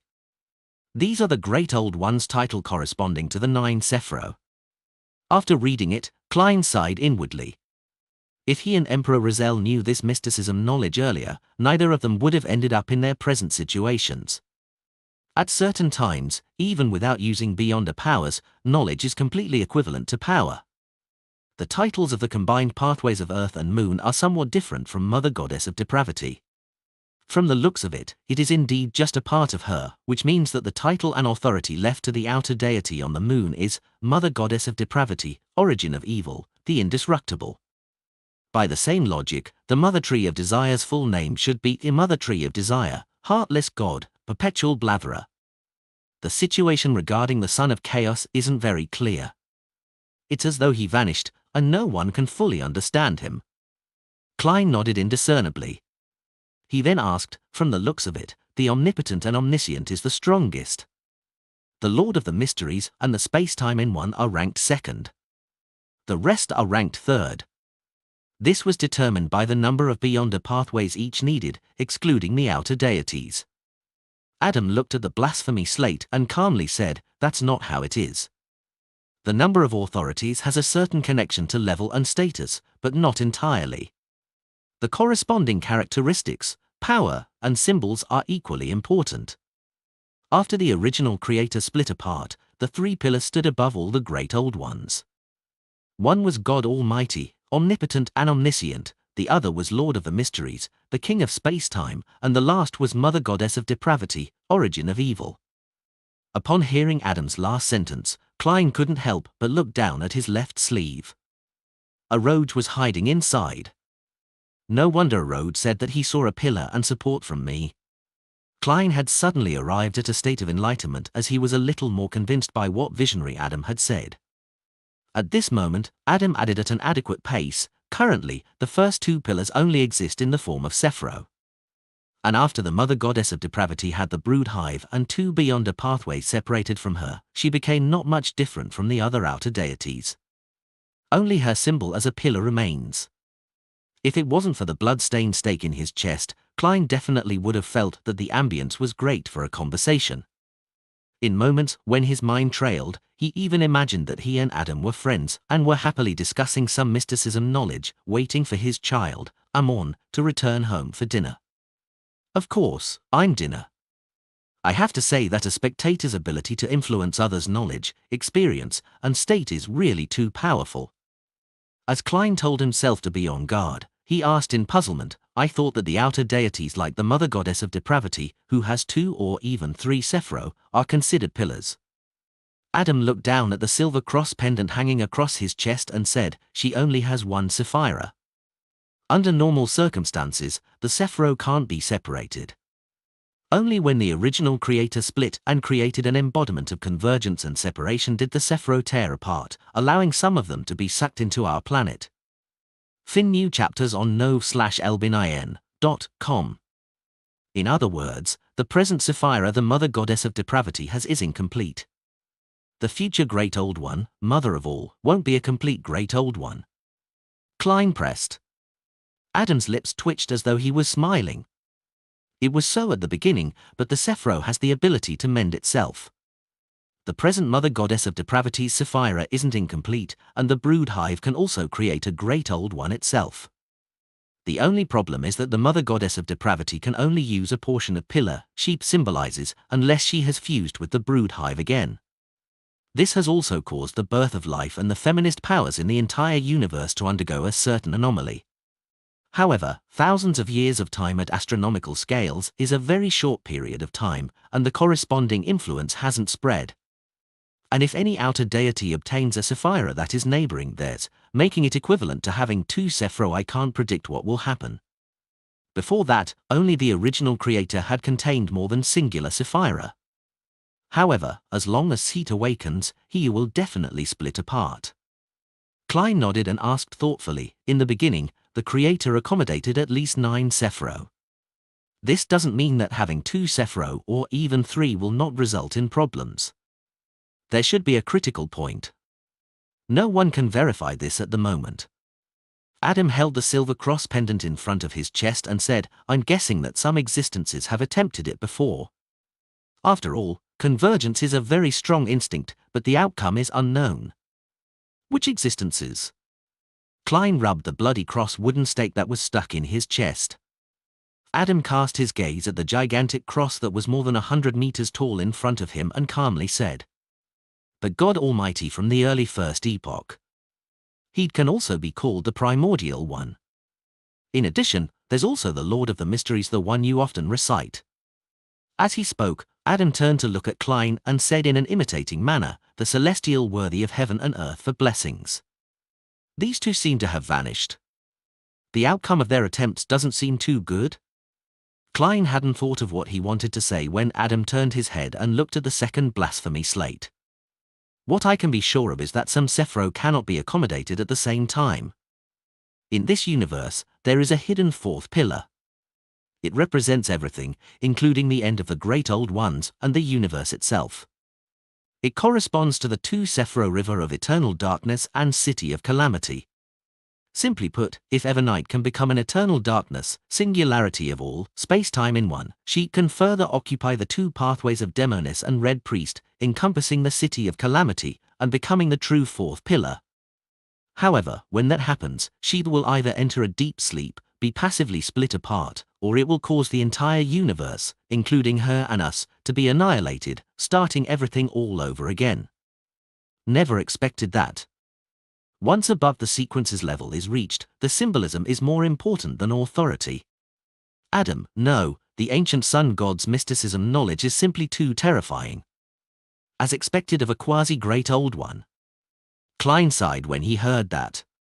He thought and said, in other words, a demigod from the sleepless pathway can transfer to the demonist pathway? That's right. Adam looked straight ahead. But in that case, there's no way to become a great old one unless one thinks of a way to separate the beyonder characteristics from before. As Klein looked up, he read the demigod potion formulas of the spectator, sleepless, and arbiter pathways and changed the topic. Where did the potion formula related to the great old ones come from? The first blasphemy slate didn't seem to contain them. Were they hidden in the different sequence 0 potions? Adam's expression changed slightly, and his face seemed to be more radiant. After I gained initial control of the omnipotence and omniscience authority, I began to deduce the method and pathway to become a great old one. Finally, I found a suitable formula and figured out the different symbolism. Unfortunately, at that time, the primordial one had also awoken inside me. Therefore, when the ancient sun god perished, you used a portion of your body and will to create a second blasphemy slate. Klein sighed and said, from now on, there will be light for the apocalypse. It also ended the chaotic battle between the deities due to anger, emotions, and other reasons. It initiated the era of working towards becoming great old ones. Adam maintained his previous expression and didn't say anything. Klein fell silent. After a few seconds, he suddenly asked, what kind of humanity did you fabricate in that marionette of mine? Adam turned his head and said with clear eyes, he was too tired. He wanted rest and freedom, even if it was only for a few seconds. Klein gaped, not knowing how to respond. Why didn't you address him as German Sparrow, but refer to him as that marionette? Adam asked warmly, as though he was trying to straighten out the thoughts of a member of his congregation. Klein turned his head to look at him and suddenly said with a smile, "I'm German Sparrow. German Sparrow is a part of me. If I separate them, even if I can escape your divine kingdom, it will be difficult for me to avert the fate of losing control." Having said that, Klein paused and looked ahead. He asked in a deep voice, "You only have Godhead left? Rorsted Archipelago, city of generosity, Bayam." After returning here, Verdu Abraham learned that the god of war was a rather active existence in the Fourth Epoch. It was possible for him to respond to believers. Then, he hired a poor person who willingly risked his life to pray to the god of war to confirm that there was no danger. And the price of all of that was 300 gold pounds. Now, he received a report that not only was that poor person not dead, he even had some of his wishes fulfilled. Lord of the Mysteries Chapter 1348. Blue Mountain Island, within a primitive forest. Worried that official beyond us would discover the ritual outside the city, Verdu Abraham, who had finished making preparations, used a sealed artifact to teleport away from Bayam and arrived in some place that was nearly uninhabited. Rubbing the pain in his ribs, Verdu took off his classic robe and placed it aside. Following that, he set up an altar, lit the candles, and burnt the correct essential oils, extracts, herbal powder, etc. After finishing the setup, Verdu took 2 steps back and lowered his voice to chant in ancient Hermes, the great god of war, the symbol of iron and blood, the ruler of chaos and strife. A howling wind echoed in the dark forest. Amidst the rustling of the branches and leaves, 2 of the candles on the altar suddenly emitted crackling sounds. The corresponding candle flames rose from the size of a sapling to a towering tree. At the same time, the color of the candlelight changed from orange to bright white. The wind that passed through the forest became even more intense. 2 fiery pillars of fire intertwined together, twisting into a blurry and huge figure. At that moment, Verdu Abraham felt an indescribable gaze cast from high above and onto his body. He hurriedly bowed his head and said, "Great god of war, your lowly believer would like to pray for your help." As he spoke, he kept adjusting his attitude and tried his best to remain calm. He knew from his family's books that the most important thing to take note of when praying to the god of war was to not be angry. The massive figure formed from a blinding white flame constantly spewed out flames as it used a language that Verdu could understand, but had no idea what it was. "Lowly mortal, a god is not used to satisfy your wishes. Speak, say your prayers, and I'll decide whether to help you in the end." Verdu had already drafted out his request, so he said after some thought, "Great god of war, what should I do to make my ancestor, Mr. Dor Bethel Abraham, return to the real world?" "A ritual. Sacrifice a bizarro sorcerer, a secret sorcerer, and a parasite. You should already know about it," the flaming giant said in a deep and dignified manner. "It's the same as the answer given by Dorian's student." Verdu sighed and said, "Great god of war, what must I pay to request you to complete this ritual for me?" The flaming giant looked down at the astrologer and said, "The corresponding price is not something you can afford. Your pale and puny soul isn't even qualified to be embers." Just as Verdu was disappointed and abnormally depressed, the flaming giant continued, "But Mr. Dor can. Besides, I'm in a good mood today. Sacrifice a portion of your blood to me as the mark of the contract. I will request the corresponding price from Mr. Dor." "That's possible?" Verdu subconsciously had his suspicions, but after some thought, he felt that there was nothing wrong with it. Indeed, only his ancestor, Bethel Abraham, had the right to trade with a secret existence like the god of war. As for whether Mr. Dor was willing to proceed with the deal, Verdu had never considered it. From his point of view, anyone who was in an exiled and sealed state would undoubtedly want to escape, even if they had to pay a huge price. "Yes, great god of war." After pondering for a moment, Verdu agreed. He then changed the ritual and added the sacrifice and bestowment parts of a ritual. He then used a metal dagger to pierce through his arm and let out dark red blood. When his blood turned into red pearls and passed through the door of sacrifice and bestowment, it became extremely dark, as though there were countless monsters lurking in it. In the next second, an object was spat out from behind the illusory door. It was a semi-transparent meat blob with slippery tentacles. On the meat blob, twisted maggots crawled out one after another. Upon seeing the object, Verdu's head turned dizzy as though large amounts of gunk had been injected into it. At this moment, a flame landed, enveloping his body, turning his vision red. With this layer of red light, Verdu no longer suffered any anomalies when looking at the blob of meat.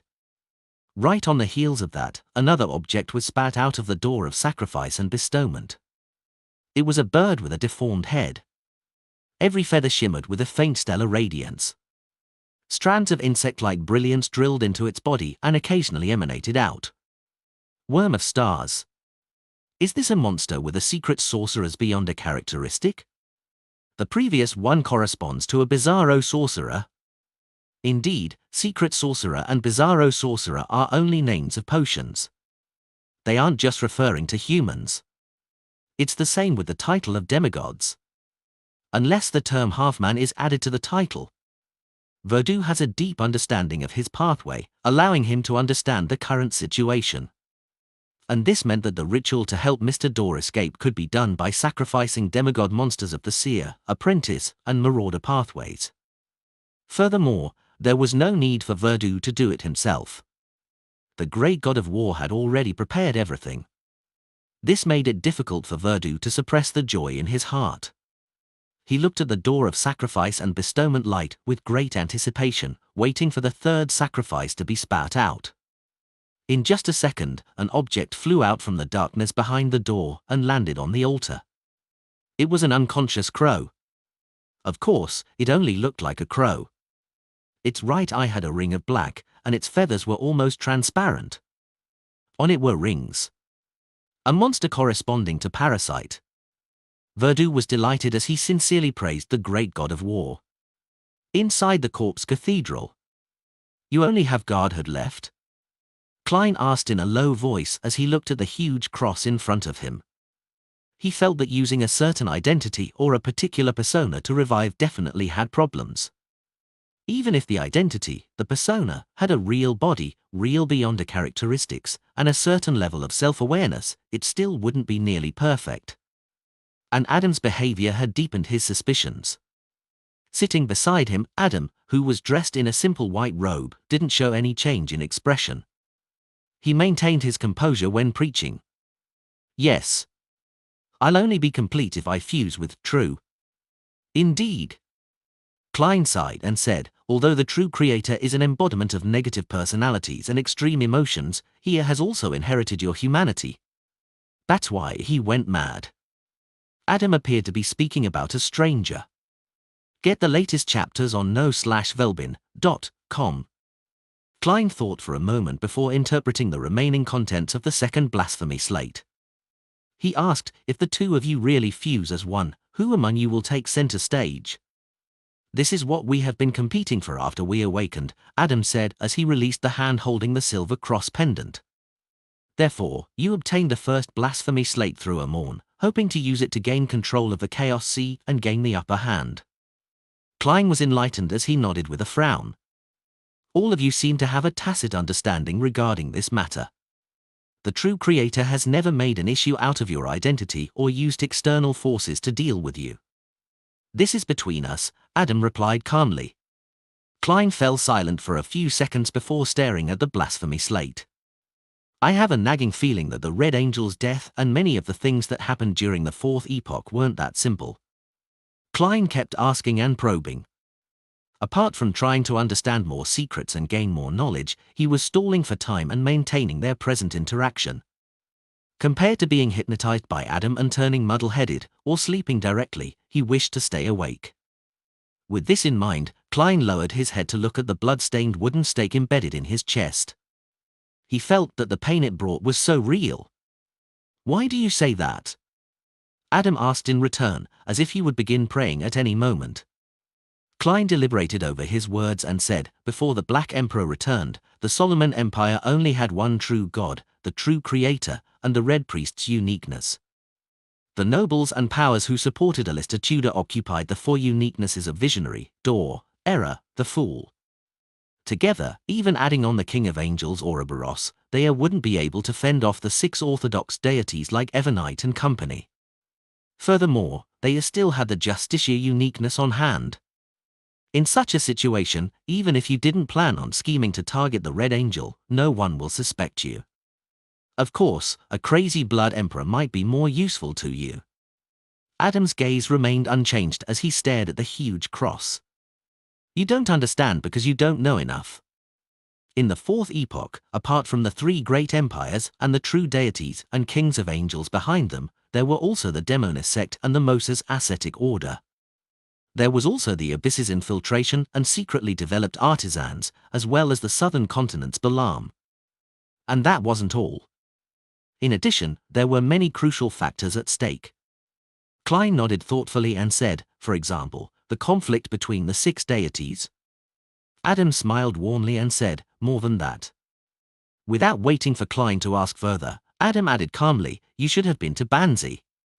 Klein's heart stirred as he opened his mouth but didn't say a word. Adam continued, in addition, after I perished, the invasion on reality by the outer deities clearly deepened. In the ancient palace above the fog. Due to the lack of response to the prayer light representing Bernadette, it kept expanding and contracting, emitting rippling halos. This provoked the vortex formed by the transparent maggots. It frantically flailed its slippery tentacles and lashed towards that direction. After repeated misses, one of the tentacles touched the correct prayer light. Lord of the Mysteries Chapter 1349. After Bernadette received no response, she held the magic wishing lamp and walked to the window in the captain's cabin to take in the deep blue sea. She wasn't impatient, nor did she attempt to use her powers of prophecy, patiently waiting for any further developments. After a few minutes, a grayish-white fog suddenly appeared in front of her eyes. Right on the heels of that, the fog was dyed golden, as though it was coated with a layer of sticky syrup. Bernadette immediately bowed her head and looked at the magic wishing lamp in her hand. She saw that the wick at the mouth of the lamp had automatically ignited itself. Above the grey fog, in the ancient palace, beside the fool's chair, the prayer light, which was the size of a human head, was instantly occupied by a distorted, blurry golden figure. The figure's gaze penetrated the prayer light and penetrated the greyish-white fog, looking at the maggot vortex that was attempting to destroy everything around it.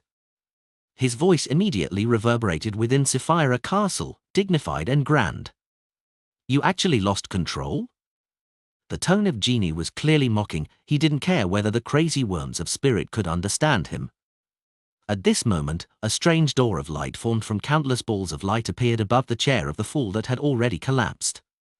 It was faintly discernible and emitted a bright light, forming a complicated symbol in midair.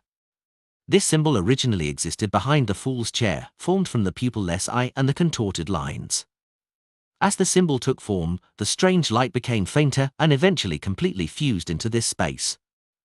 In the next second, Klein's voice came from the symbol representing the fool. Genie, I want to make a deal with you. The blurry and distorted figure immediately laughed. Ha ha, I said that you would eventually agree. After laughing for a few seconds, Genie calmed down and said, I was just wondering how is it possible for the new owner of Sapphira Castle to so easily lose control. This was a preparation I made for the worst-case scenario. The voice in the symbol of the fool wasn't impatient at all. Genie laughed and said, aren't you afraid that I'll raise the price at the last minute? Klein replied unhurriedly, this is just one of my preparations, but for you, it might be the only chance for many years. Genie's light gold figure swayed as though it had been blown by a gust of wind as a grand voice sounded. My condition is the same as before. As long as you can remove the seal and release me, I will take what belongs to me back to the cosmos. I will leave the rest to you and grant you 3 wishes. Of course, from the looks of it, you seem to need my advance payment. Klein's voice sounded again from the symbol of the fool. The promise I'll give you is to send the magic wishing lamp into the cosmos before the end of 1368 in this epoch age. As for how you get out of your predicament, that is your own problem. My request is even simpler, and I only need 2 wishes. This is the deal I'm talking about. Whether you agree with it is up to you. 1368 was the year when the oldest one's barrier disappeared. It was acknowledged by the world's prophets as the apocalypse. The blurry and distorted figure fell silent for a few seconds before saying, "If you don't remove the seal, the wishes I can grant will be very limited. Once it exceeds a certain level, it will be granted in an extremely twisted fashion." Inside the symbol of the fool that was cast with a brilliant light, Klein's calm voice sounded. "You can fulfill the 2 wishes I need now." Genie fell silent again and didn't speak for a long time. Bayam, inside the primitive forest. Verdu, who was burning up both internally and externally, didn't waste any time. According to the God of War's instructions, he modified the altar and engraved the correct symbols, magic labels, and strange patterns. He was originally worried that the 3 demigod monsters would suddenly wake up, but when the ritual was ready, the sacrificial items remained unconscious, unable to resist.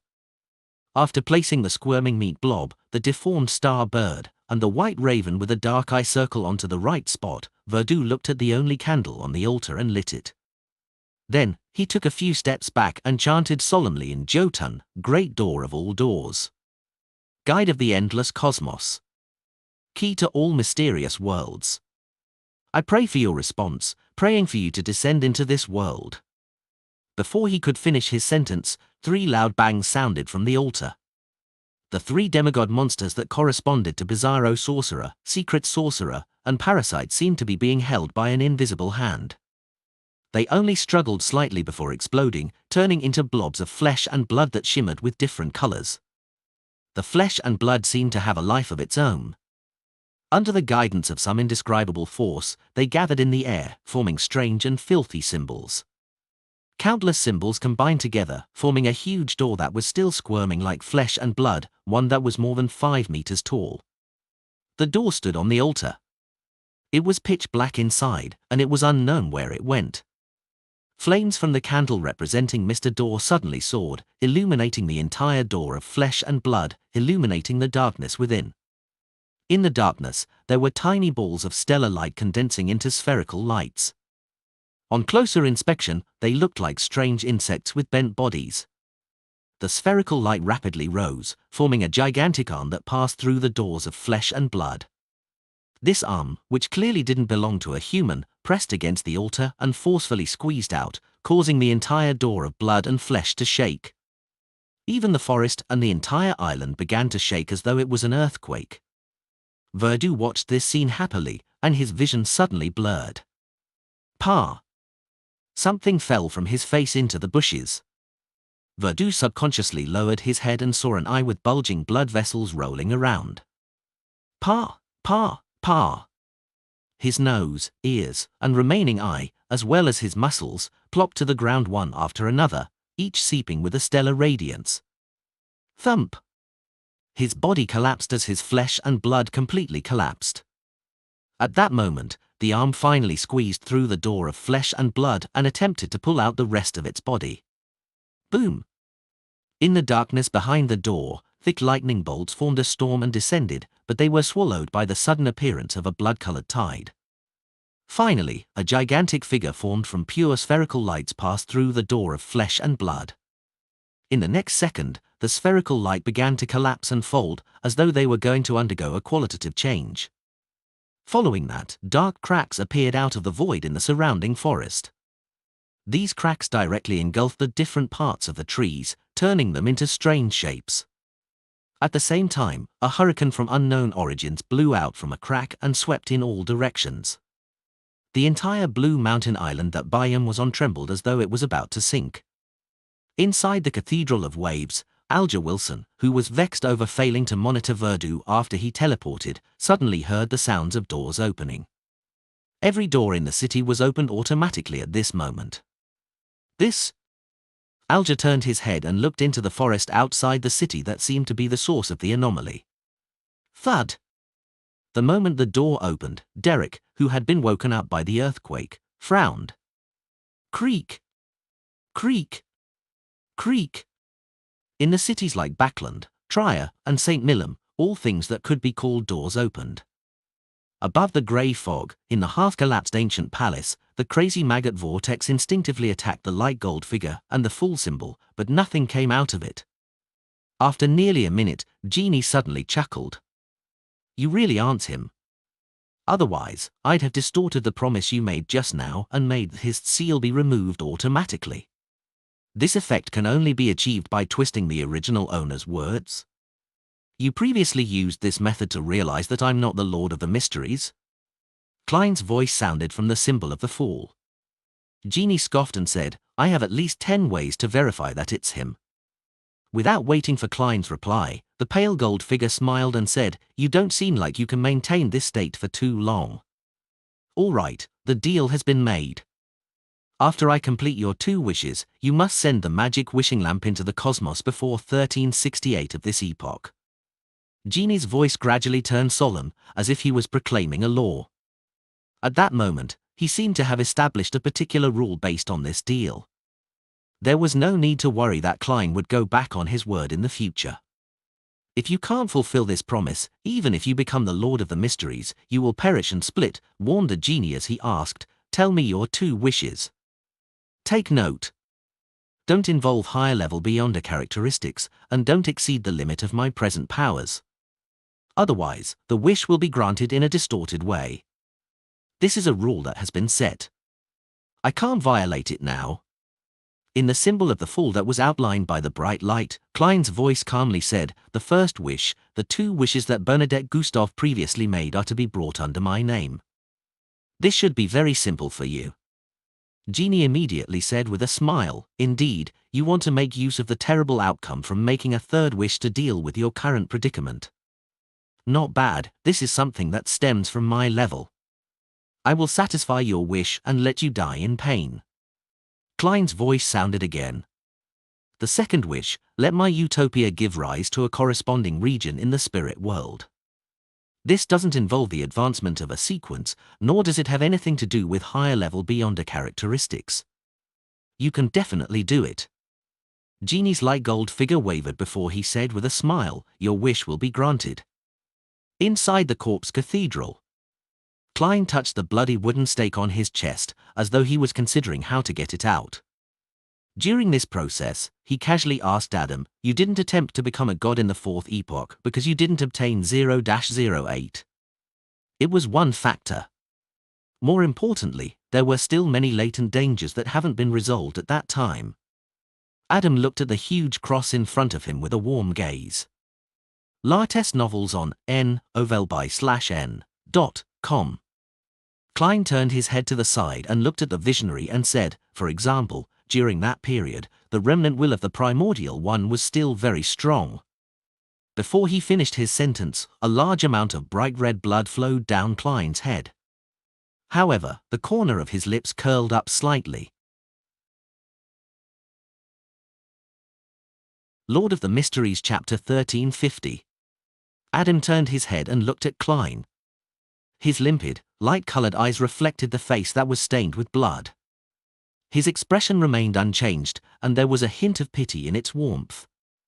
It was as if a god was looking down upon the world. Klein smiled at him as his head cracked apart. This trend on his body caused him to collapse into a pool of blood. In the pool of blood were his clothing, the blood-soaked stake, and an ancient mirror. In the corpse cathedral, in the divine kingdom of visionary Adam, Klein had died a strange death. Adam, dressed in a simple white robe, looked at the scene before him with gentleness and calmness. It was unknown if he had expected it or if he had avoided having any emotions. In the ancient palace above the fog, that crazy maggot vortex instantly stopped as they broke apart into numerous frozen, dead worms of spirit. In the next second, these worms of spirit turned illusory as they became stained with greyish-white as though they had fused into the fog of history. Then, they came back to life. As they shimmered with a dark glow, they gathered together. In just a few seconds, the worms of spirit reassembled into a figure. It was Klein Moretti, who had black hair, brown eyes, and a formal suit. With the return of the owner of Sapphira Castle, the destroyed model table and the 22 high-back chairs rapidly restored to normal. The junk scattered all over the floor was piled up again. Klein picked up the staff of the stars embedded with various gems and sat on the seat belonging to the fool. The entire space above the grey fog quaked as boundless and mighty invisible forces surged out. Klein immediately nodded at the golden figure that occupied Bernadette's prayer. "I will fulfill my promise." Jeannie laughed and said, "It looks like you haven't inherited his cunningness and shamelessness." "Very good." As soon as he said that, the blurry and distorted golden figure rapidly receded, no longer projecting itself on Bernadette's prayer light. "Well done." As Klein separated a worm of spirit to respond to Queen Mystic's prayers, he lowered his head and made a wish to himself. "I wish to be restored to how I was like before tonight." When his main body died, he had only taken away the core portion of the miracle invoker beyond a characteristic, leaving behind the remains in Adam's corpse cathedral. He was unable to retrieve them. Of course, Klein still had a large portion of the characteristics in the worms of spirit in his body above the grey fog and the remaining marionettes in Utopia. Zaratul didn't need any additional Beyonder characteristics, nor did he want them to end up affecting his condition. Therefore, he didn't directly use the law of convergence of Beyonder characteristics to suck all the characteristics of the same pathway in Utopia. He collected them using a different method which was relatively slow and would require a certain amount of time. After making this wish, Klein summoned the curtain, draped it behind him, and snapped his fingers. Inside the junk pile, the Seer Pathways Sequence 9 and 3 Beyonder characteristics that were separated from the curtain previously floated up at the same time, transforming into pure light dots that drilled into Klein's body. His condition instantly returned to the time when he was almost done digesting the Miracle Invoker potion. Apart from the lack of a physical body, he was no different from when he was attacked. Right on the heels of that, Klein cast his gaze at Utopia, which was closely connected to him. Inside Utopia, the hooded, black-robed Zaratul, whose face was covered in white whiskers, stood on the roof of St. Oriana Cathedral. Beside him were Roselle Gustav's, William Augustus's, and Abomination Suara's historical projection. They patiently waited for the door to the Corpse Cathedral to open and for German Sparrow to walk out. He controlled some of his marionettes, dealing with a few of the mutated Utopian marionettes, leaving the remaining portion of marionettes which remained normal to the end. At that moment, dense, illusory spirit body threads suddenly floated up from the rigid Utopian marionettes into an infinitely high height away. They instantly came to life and turned around, looking at Zaratul and his historical projections. The pairs of eyes sparkled in the darkness. At the same time, a huge shadow descended from the faint greyish-white fog, enveloping the entirety of Utopia.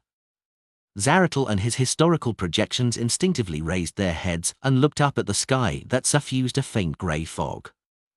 "Sealing is prohibited here." In the next second, William Augustine's historical projection raised the sword in his right hand and solemnly made an announcement. The shadow that enveloped Utopia immediately shook as many gaps appeared. It was unable to completely isolate the marionette town from the outside world.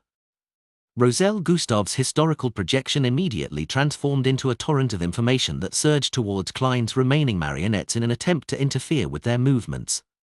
As for the historical projection of Abomination Suara, it attacked the shadow that appeared like a curtain in a bid to expand the corresponding gaps. Zaratul extended his hand and grafted the void in front of him to another island in the Berserk Sea that he had previously fixed. Following that, as long as he took a step forward, he would be able to leave Utopia. At that moment, Klein's marionette snatched the opportunity before the torrent of information entered their spirit bodies. At the same time, they opened their mouths and chanted in Jotun, Leodero. In the forsaken land of the gods, with the remnant divine powers of a tyrant, Klein could directly trigger the power of a deity based on this name alone, but that wasn't the case in the outside world. As for whether or not he wanted to punish the fellow for calling out his true name, it was decided by the Lord of Storms. Klein had his marionettes recite the honorific name at the same time only to get the Lord of Storms to cast his gaze over. As one of the members of the 5 pathways of omnipotence and omniscience, the Lord of Storms was probably one of the true deities that didn't wish for Adam's plot to succeed. If Amon became the Lord of the Mysteries, the King of Space-Time, this tyrant would be in a very dangerous situation. He would have to constantly worry that the son of the Creator would deal with him and help Adam or the true Creator to ascend to the position of the Lord of the astral world.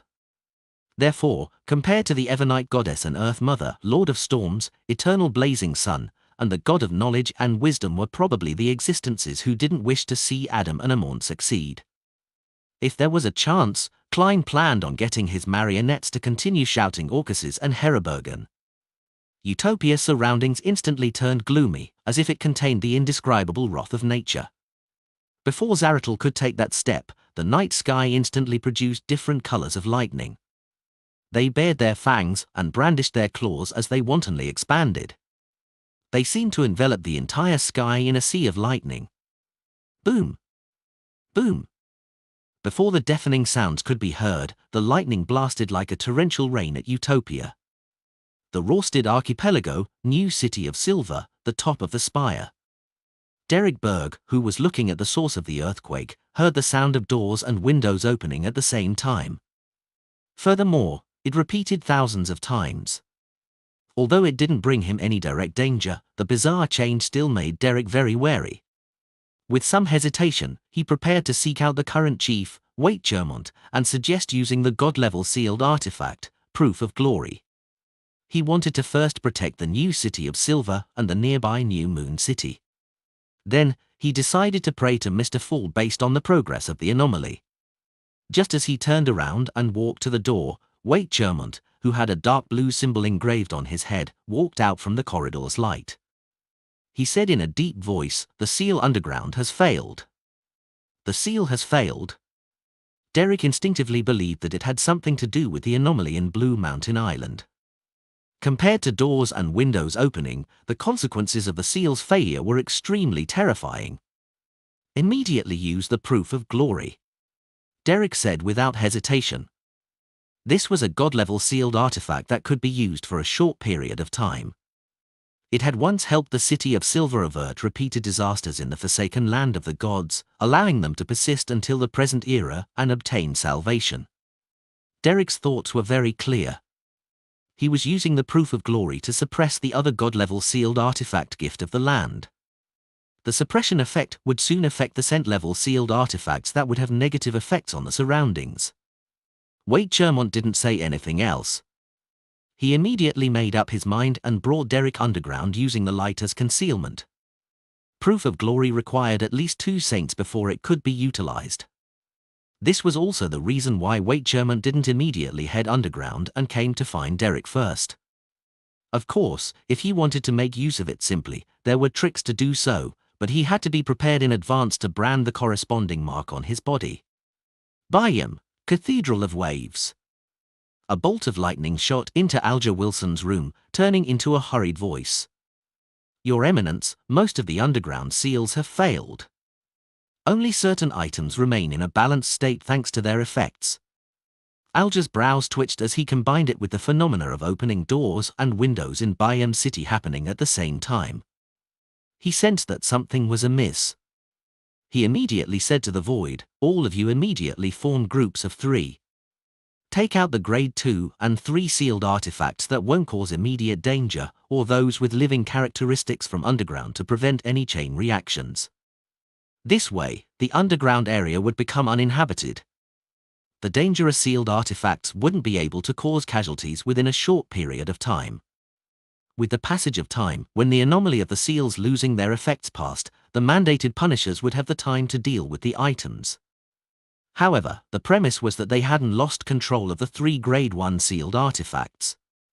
Once there was a problem with them, the negative effects would soon affect the entirety of Bayam. Upstairs ATE from N0/V/pound/co/M. However, with the seal no longer working, it was very difficult for the 3 items to remain without problems. The first thought that flashed through Alger's mind was to bring along the one whose negative effects had the greatest range. Then, using his own powers to make temporary restrictions, he would fly to the sea and away from Bayam. This wasn't too dangerous for him for a short period of time. After all, he was a demigod. The biggest problem was that the remaining 2 grade 1 sealed artifacts would undoubtedly cause serious damage to Bayam. At least I did my best. Alger felt that this method was safe and could handle the subsequent investigations from the Church of the Lord of Storms. It was pretty good. His gaze subconsciously looked out of the window. It corresponded to the few schools and the workhouses near the cathedral. Alger retracted his gaze and fell silent for 2 seconds before sighing.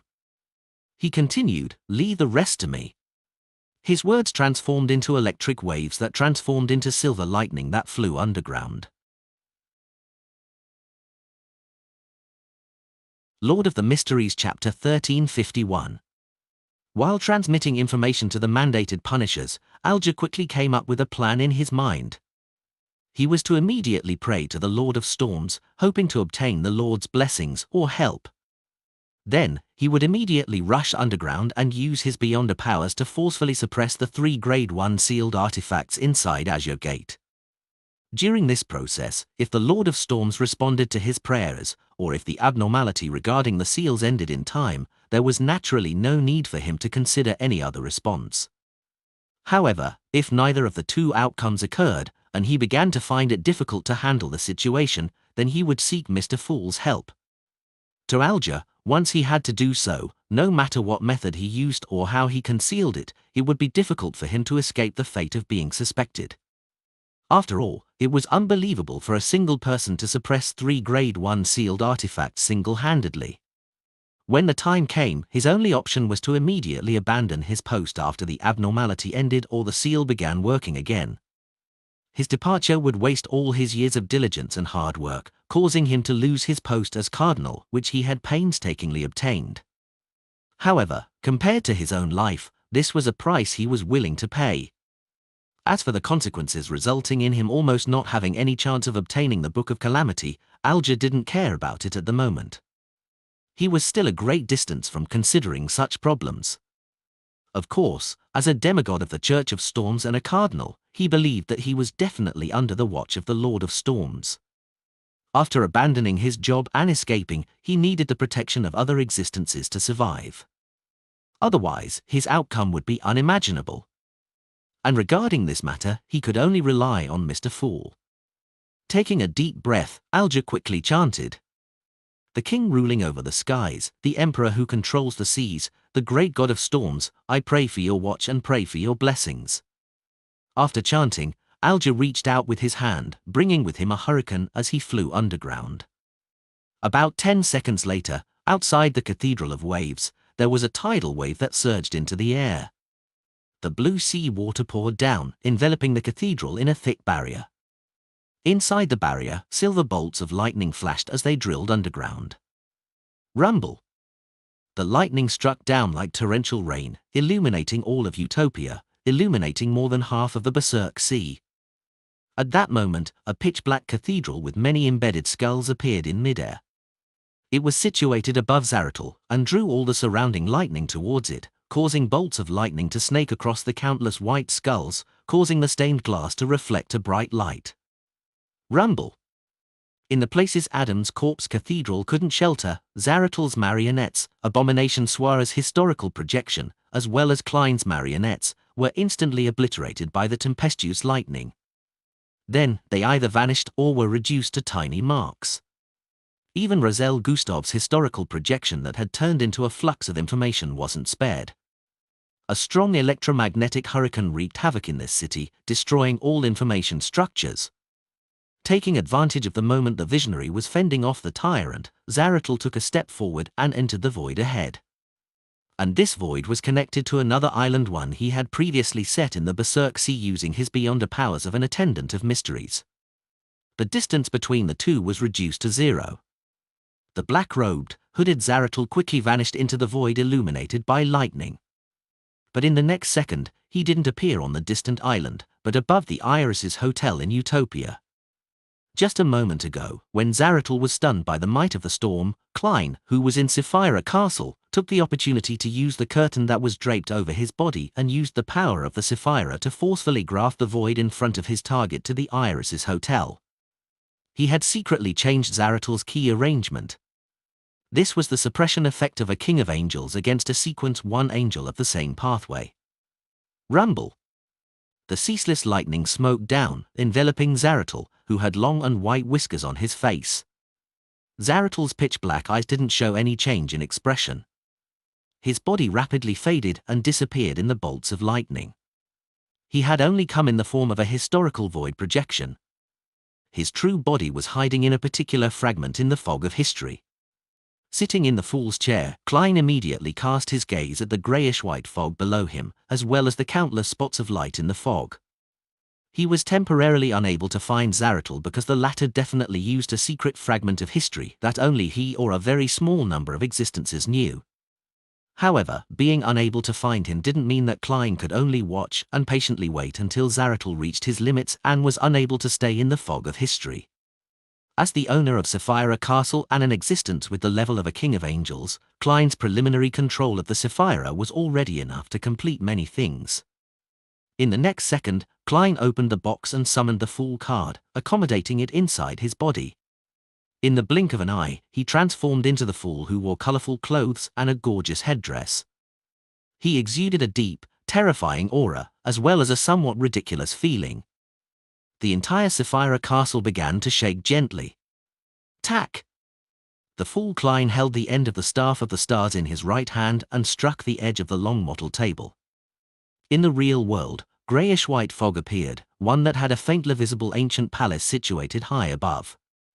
In the ancient and majestic palace, a strange light formed from countless spherical lights quickly outlined itself, emitting an invisible and terrifying suction force. The fog of history instantly boiled as Zaratul's figure quickly appeared in a spot where Klein hadn't lit up. He was hoisted up without being able to stop it. Law of Beyonder characteristics convergence. With the help of Sapphira Castle, Klein projected the convergence power of Beyonder characteristics into the fog of history. At this moment, Zaratul's black-robed and hooded figure collapsed and became a pale paper figurine.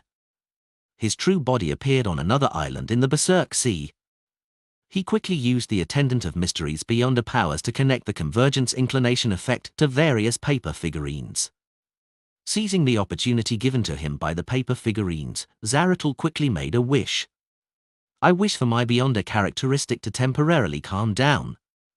Just as he finished speaking and pressed his palms together, he had already caught sight of his fulfilled wish.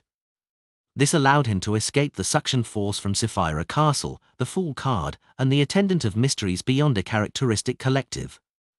At the same time, he took a step back and accurately stepped on a milky white rock. The stone had long been connected to somewhere else by him and had been solidified in some form. As Zaratul stepped down, his figure instantly vanished. It was unknown where he had gone, but the stone seemed to experience extreme weathering as it disintegrated. The Fool Klein cast his gaze down from an infinite height and scanned his surroundings, but he couldn't find Zaratul. This meant that the other party had left his line of sight. Without any hesitation, Klein immediately placed his focus on something else. He had already made all the gems on the Staff of the Stars light up as he simulated the Marauder Pathway's ability to deceive rules. He changed the location of his body's revival to a marionette that wasn't in Utopia. Previously, a few residents of Utopia had gone to other cities for various reasons. By going there, they would further deepen their relationship with the real world. Klein had chosen a travel enthusiast. He was now in a particular mountain range. As the second half of his resurrection was carried out, Klein took out the Fool card. He summoned the 9 unique spirit world specialties he had prepared previously and placed them together with the curtain. Right on the heels of that, he used the Staff of the Stars to activate the power of Sapphira Castle and once again simulated the powers of the Marauder Pathway's ability to deceive the rules, allowing the 9 spirit world specialties and that curtain to become a part of his body. In the next second, countless fragments of light appeared around the marionette that was halfway up the mountain. And inside the marionette's body, a worm of spirit flew out. It kept fracturing and fused with the fragments of light. Soon, the fragments of light condensed into a ball of light as it solidified into Klein's figure. Just as Klein's figure finished outlining, he turned into transparent maggots that scattered in all directions, allowing the curtain and the 9 spirit world specialties to drop to the ground. Then, the worms of spirit completed the reassembly process, and part of them turned into a half-top hat, a shirt, a vest, a formal suit, and trousers. Klein didn't waste any time. He immediately grabbed the curtain and the specialties of the spirit world and began to carefully concoct the potion. To him, this was the best time to advance to Attendant of Mysteries. Discover new chapters at novelbin.com. On the one hand, the effects of the ritual had been completed with the help of the genie. This wouldn't last long, and it would gradually disappear. On the other hand, Adam, who was most likely to destroy his ritual, was being suppressed by the Lord of Storms and had no time to interfere. If he were to consume the potion and advance to Sequence 1 at any other time, Klein was really worried that visionary Adam would make use of the Sea of Collective Subconscious to inject a negative emotion into him at a critical moment. That way, losing control was inevitable. The reason why he had called Leodera wasn't to deal with Zaratul, but to hold back the true god, Adam. During the Attendant of Mysteries ritual, there was no way to use the power of Sapphira Castle to produce a nascent form of a divine kingdom in advance, isolating Klein from the outside world. This would result in the ritual being unable to establish a connection with the corresponding region in the spirit world, resulting in failure. In less than 10 seconds, a potion that was as dark as the night sea appeared in Klein's palm. At the same time, the figure left in Sapphira Castle snapped his fingers, granting the small number of wishes accumulated in the prayer lights and the crimson stars, allowing him to digest the last bit of his miracle invoker potion. The figure inside Sapphira Castle immediately faded away, allowing Klein's body to become complete so that he could consume the potion in his best condition. As the lightning lit up the sea once again, Klein raised his right hand and brought the bottle that came from his marionette to his mouth. He gulped down the potion that was as light as air. Lord of the Mysteries Chapter 1352. As the Attendant of Mysteries potion entered his body, Klein immediately felt a burgeoning feeling. In the blink of an eye, he lost his perception of his body and worms of spirit. He watched helplessly as they dissipated and fused into the spirit world that couldn't be described with ordinary words or common sense. It was as though he was about to disintegrate into abstract and random pieces of information. At that moment, Klein only barely maintained his consciousness and had self-awareness. Just like that, he floated in the spirit world filled with countless strange figures. After losing the ability to sense his body and beyond characteristics, he began to experience all kinds of thoughts, information, knowledge, symbols, and labels. He completely lost himself and was teetering on the border of fusing with the spirit world. If this continued, Klein would definitely be completely lost, but at this moment, there was a connection between the spirit world and his consciousness. That place corresponded to a town. The people inside lived ordinary lives. They had their own names, their stories, and their fates. They intertwined with each other, bringing about complete information in the spirit world, which was the concept of abstractness. This town was eventually destroyed by a calamity and buried in the dust of history. Klein dispersed like a mist, almost fusing into the spirit world's body. Under the guidance of fate, he fused with the spirit world projection of the different utopian marionettes, allowing him to become corporeal again. By him, deep underground in the Cathedral of Waves, in a room that was no longer sealed. Alger extended his hands and pressed down on the door in front of him. The surface of the door was blue in color, with numerous mysterious and odd reliefs protruding out. It was ajar, and there was no light behind the door. It was unknown which world it was connected to. The darkness seemed to have a life of its own. At this moment, a stream of water silently surged out, eroding the surrounding area. Bang! Alger's feet exerted strength, causing the ground to crack and spew out scarlet, nearly white lava. This was a calamity he had created. His goal was to prevent the darkness from advancing. However, after the surging lava entered the darkness, it disappeared without a trace. The darkness shrank back a little and paused for a second before continuing its corrosion. Boom! Alger continuously created hurricanes, torrential rain, and lightning calamities, blocking the darkness again and again. He held the azure gate firmly with both hands, not letting it open further. If he were to only face this Grade 1 sealed artifact, Alger would have been completely fine. He would even have the capacity to attempt sealing it, but at that moment, he still had two similarly dangerous items around him. This forced him to sing loudly. He used the melody of death to influence his surroundings and disrupt the operations of the other sealed artifacts. Then, he built a wall formed from blue seawater beside him. However, the wall was slowly being dyed grayish-white, as if it had been petrified. Yet, the pandemonium didn't yield as it extended towards Alger's body. I can last for at most 30 seconds. The Lord of Storms hasn't responded the entire time. Thoughts raced through Alger's mind as he suppressed his unwillingness and reluctance. He quickly made a decision. Without any hesitation, he immediately accentuated a hexagonal crystalline snowflake on his palm. This was the mark left behind after he participated in the Tarot Club for the first time. It could substitute the reciting of an honorific name and allow Mr. Fall to cast his gaze over Blue Mountain Island, within the primitive forest. At the door of flesh and blood, spherical lights collapsed and converged in an attempt to undergo a qualitative change. They seemed to form a body consisting of a series of doors. The body wore the blood-colored tidal wave as its robe as its body constantly warped and changed, reflecting different regions and planets. At this moment, a blinding ray of sunlight shone through the darkness. It descended from the astral world and melted everything it encountered along the way. Other than this ray of sunlight, an inscrutable darkness of the night surged over, attempting to devour Mr. Dor Bethel Abraham, who was seeking to advance to Sequence 0. The land where the altar was quaked violently, tearing open a huge hole in a bid to devour the door of flesh and blood and Bethel Abraham to fall deep into the core and face the chaos sea that contained all possible colors and possibilities. Following that, a blurry light seeped out from the void and enveloped the forest, attempting to restore the basic structure of the trees, mud, and altar. Discover new chapters at novelbin.com. And at the only gap in the light, a pair of brass-colored eyes emerged. They stared at the door of flesh and blood and Bethel Abraham, hoping to reflect them into their eyes. Mr. Dor let out a low roar, causing his blood-colored robe to flare up. The robe connected to the evil tide that surged behind the door of flesh and blood, spreading out to the crimson moonlight. The moment it touched the moonlight, the inscrutable night that could not be seen gathered on its own.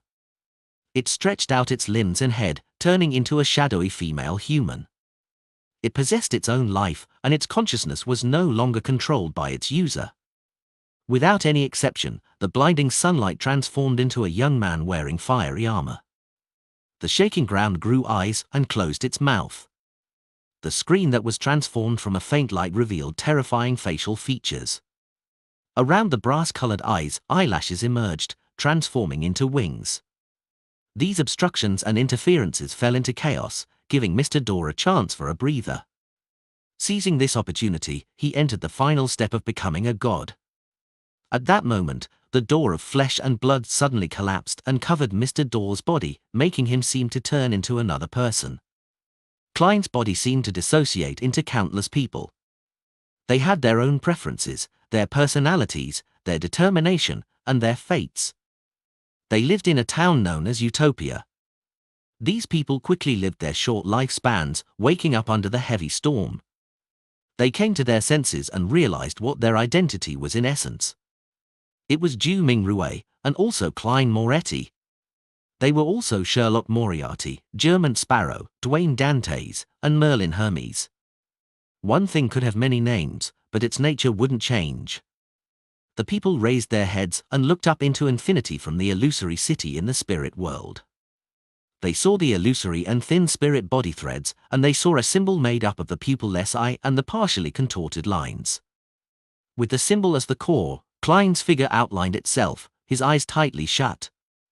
Worms of spirit, bits of Beyonder characteristics, and bits of his self-awareness flew out from the spirit world corresponding to the Utopia area and towards Klein's slightly illusory body, allowing it to slowly become corporeal. At this point, there was no clear boundary between Klein's spirit body and his physical body. They were both one and separate, and also in a rather delicate state. In other words, a spirit body could be equivalent to a body of flesh and blood. His physical body could also fuse with his spirit body. As long as Klein was willing, he could switch between two states.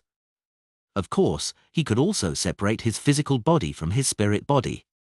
All of them had their individual traits, and they could be decided based on a mere thought. 2 seconds later, the reassembly process was completed. Klein, who was floating in the depths of the spirit world, opened his eyes. His pupils were dark, without any light. He had already advanced to Sequence 1 and became an attendant of mysteries. Without a sound, a grayish-white fog appeared behind him. Above the fog was an ancient palace. Inside the palace stood a door that was stained bluish-black, formed from countless spherical lights. The door of light appeared rather clearly in the spirit world. It separated out a rather blurry phantom and cast it at Klein's body. As the phantom turned into a complicated symbol, it imprinted itself between Klein's brows. The entire spirit world and the real world outside began to gently shake as though they had encountered an earthquake from afar. At that moment, Klein's surroundings turned dark as illusory stars appeared one after another. They surrounded the strange door of light as though they wanted to lump together. In these illusory stars, the largest 2 overlapped and corresponded to an area in the real world. The 3rd, 4th, 5th, and 6th stars were located somewhere else. Through these illusory stars, Klein saw Mr. Dor and Amon on a particular island. He saw Antigonus in the dilapidated palace inside the concealed world, and Zaratul who was hiding somewhere unknown. He saw Palace Zoroast in Leonard's body and dark demonic wolf Kota. With the help of the changes caused by further deepening his control over Sapphira Castle, Klein found the angels and kings of angels corresponding to the 3 pathways of mysteries. Of course, such a vision only lasted for a few seconds. Once Amon and Zaratul reacted and used the correct method to conceal themselves, Klein would no longer be able to lock onto their true bodies. Without any hesitation, Klein raised his right hand and snapped his fingers. The staff of the stars that was originally placed in Sapphira Castle had appeared in his palm. He also split a portion of the worms of spirit to let them enter Sapphira Castle to prevent any abnormalities and respond to his believers. After becoming an attendant of mysteries, Klein's control over Sapphira Castle deepened, allowing him to take out items from inside at any time. In the next second, the various gems on the staff of the stars lit up as Klein's figure vanished from the spirit world. He instantly wandered to a swamp and arrived in front of Zaratul. Dressed in a hood and a black robe, the white-bearded Zaratul didn't panic. He used his attendant of mysteries beyond powers to make all kinds of connections as he extended his left hand and grabbed into the void ahead. Gradually, Alger's body turned grayish-white, almost about to petrify. Could it be that Mr. Fool doesn't favor me because of my failure to monitor Verdu? He frowned slightly, wanting to give up, but he stayed underground. At that moment, a grayish-white fog appeared in front of him. All the sealed artifacts fell silent. After Mr. Dor Bethel Abraham was enveloped by the door of flesh and blood, a familiar voice echoed in his ears. You wish to bring the disaster back to the real world? Bethel Abraham's actions instantly slowed down. Give up. I have a way to deal with it. I'll let you sleep and let you get the peace you want. That familiar voice sounded again. Lord of the Mysteries Chapter 1353. Mr. Dor's figure that had shrunk from the ball of light came to a halt as though he had fallen into an intense internal struggle. The layered doors in his body were just a little short of fully being reassembled.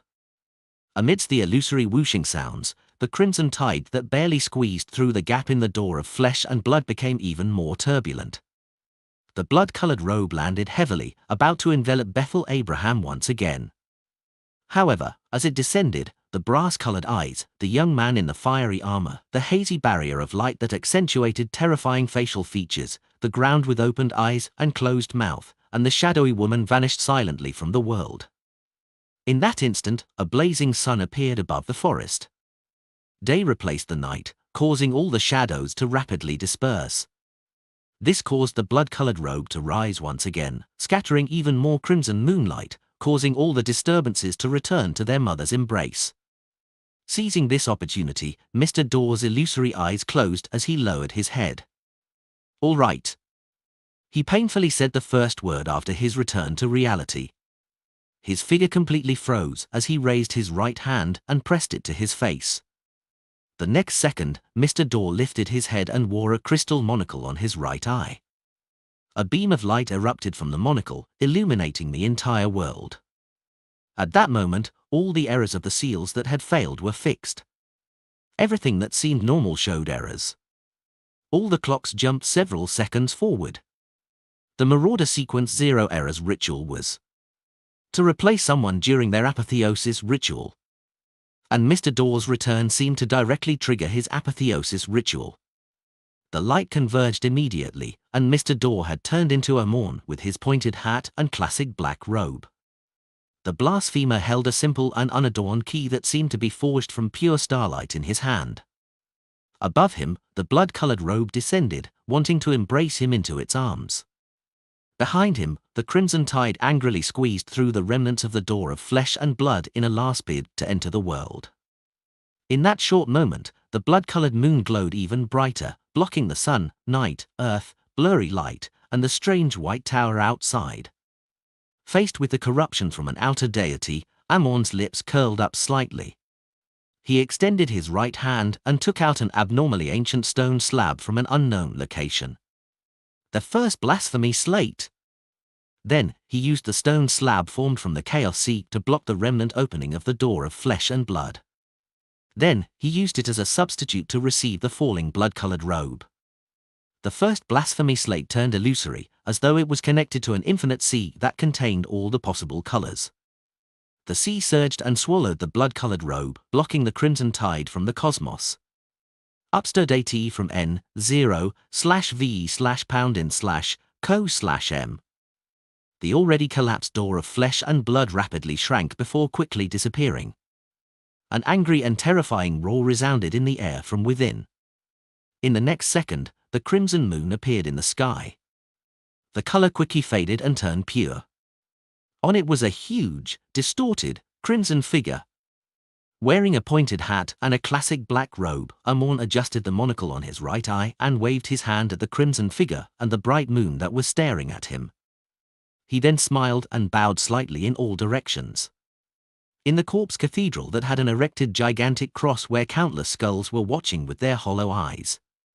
Adam, who was dressed in a simple white robe, took a look at the ceaseless lightning outside the stained glass. He slowly got up and walked to the pool of blood that Klein had left behind. He bent down and picked up the ancient and mysterious mirror. Following that, he turned around and walked towards the second blasphemy slate. The first figure that Zaratul summoned out of the fog of history was still Roselle Gustave, who wore a dark red coat embroidered with gold thread and had chestnut-colored curly long hair. To this attendant of mysteries, there were quite a number of angels that he got to know in his long life. There were only a few that were stronger than a Sequence 1 Knowledge Emperor. For example, the Antigonus ancestor before he became the half-fool, Angel of Fate Ouroboros, or the Red of War Brass who could indirectly obtain the strength of the Red Angel of Fate. But under such circumstances, Zaratul believed that summoning Roselle Gustave's historical void projection first was safer. Before the Antigonus family's ancestor became the half-fool, he too was a Sequence 1 attendant of mysteries. Therefore, he would be suppressed by the enemy who had deeper control of Sapphira Castle and a level that surpassed most kings of angels. After all, his enemy was the closest to a true god. After Zaratul chose to cooperate with the Rose School of Thought and Adam, the success rate of summoning the Angel of Fate Ouroboros would undoubtedly drop. It wasn't suitable for him to attempt it at a critical moment. The Red of War Brass that could borrow the Red Angel's powers didn't possess the strength directly, so the actual effects produced weren't any stronger than that of Knowledge Emperor Roselle Gustave. In comparison, Zaratul would definitely choose the historical projection that he was most familiar with and the easiest to successfully summon. His plan was to seize the opportunity that German Sparrow had directly wandered here without preparing any historical void projections in advance to use Knowledge Emperor Roselle Gustave, the Red of War Army Brass, an abomination soir to hold him back and leave him enough time to create a miracle for himself. As soon as Roselle's figure appeared, he immediately condensed into complicated and illusory symbols in his eyes in a bid to infuse large amounts of miscellaneous and useless knowledge into his target's mind, causing his brain to explode. At the same time, Zaratul used the various connections he had set up in advance to move himself. This swamp was his home ground. As he made slippery and transparent tentacles penetrate the hooded black robe and stretch into the fog of history, he summoned the Red of War brass.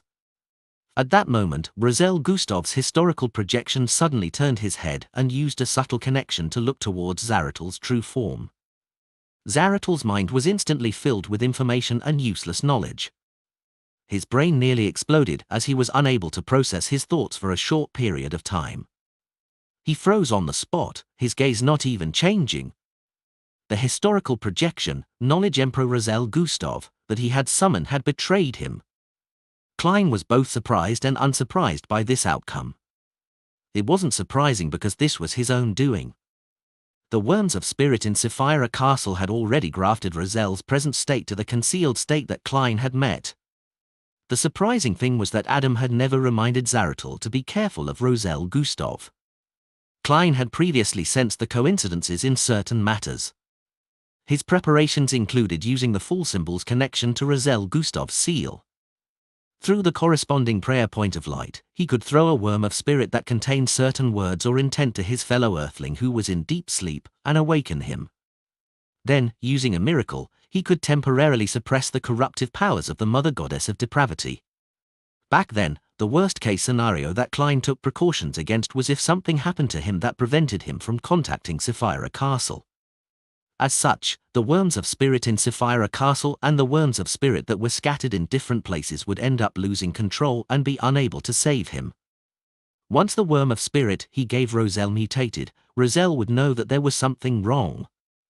He could then use the powers of a Black Emperor to distort order to maintain the worm of spirit's lucidity for a certain period of time. As for what plan the worm of spirit and Roselle would come up with to save himself, Klein didn't know either. This was the real reason why he could hide from Adam. With his experience in the Hall of Truth, Klein knew that he wouldn't have any secrets when facing the visionary.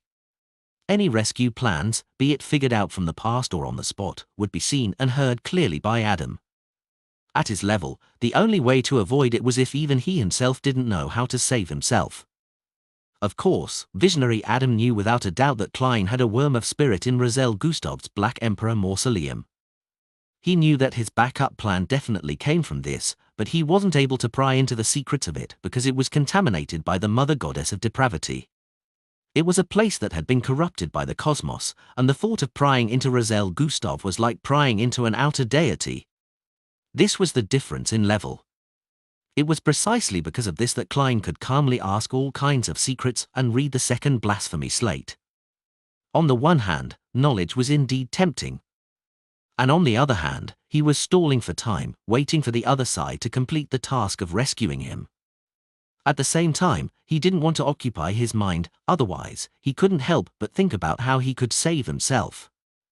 As a result, Klein began to suspect that other than the unknown reasons as to why Adam had shared so many secrets with him, was because he was also trying to lure him into thinking of the solutions he would use to save himself, so as to find clues and stop him in advance. Therefore, the question and answer session in the Corpse Cathedral was a clash of minds. Klein had to constantly control himself to prevent his thoughts from going astray. And under this premise, Adam clearly knew that there might be problems with Roselle Gustav, but he didn't remind Zaratul.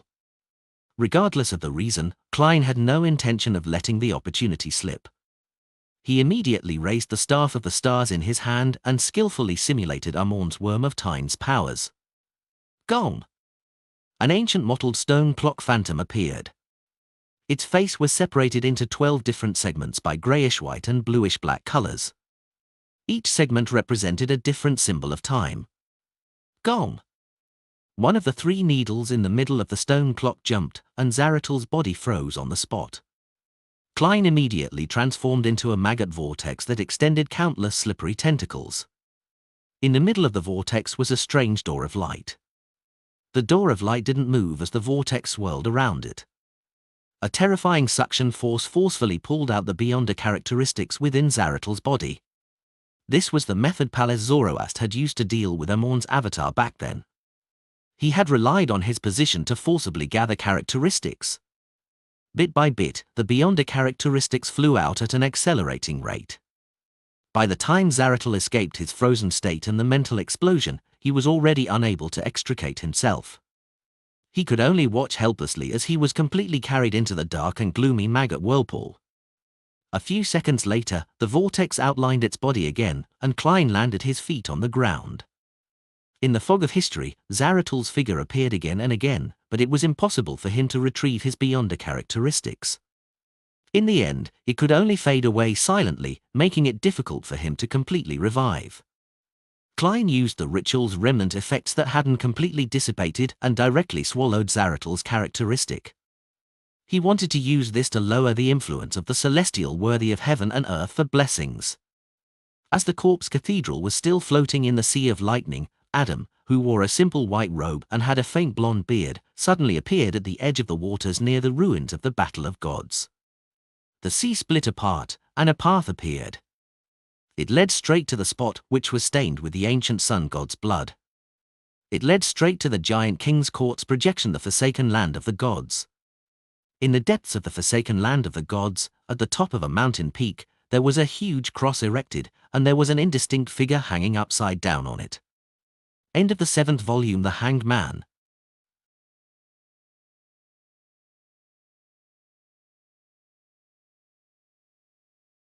Lord of the Mysteries, Chapter 1354.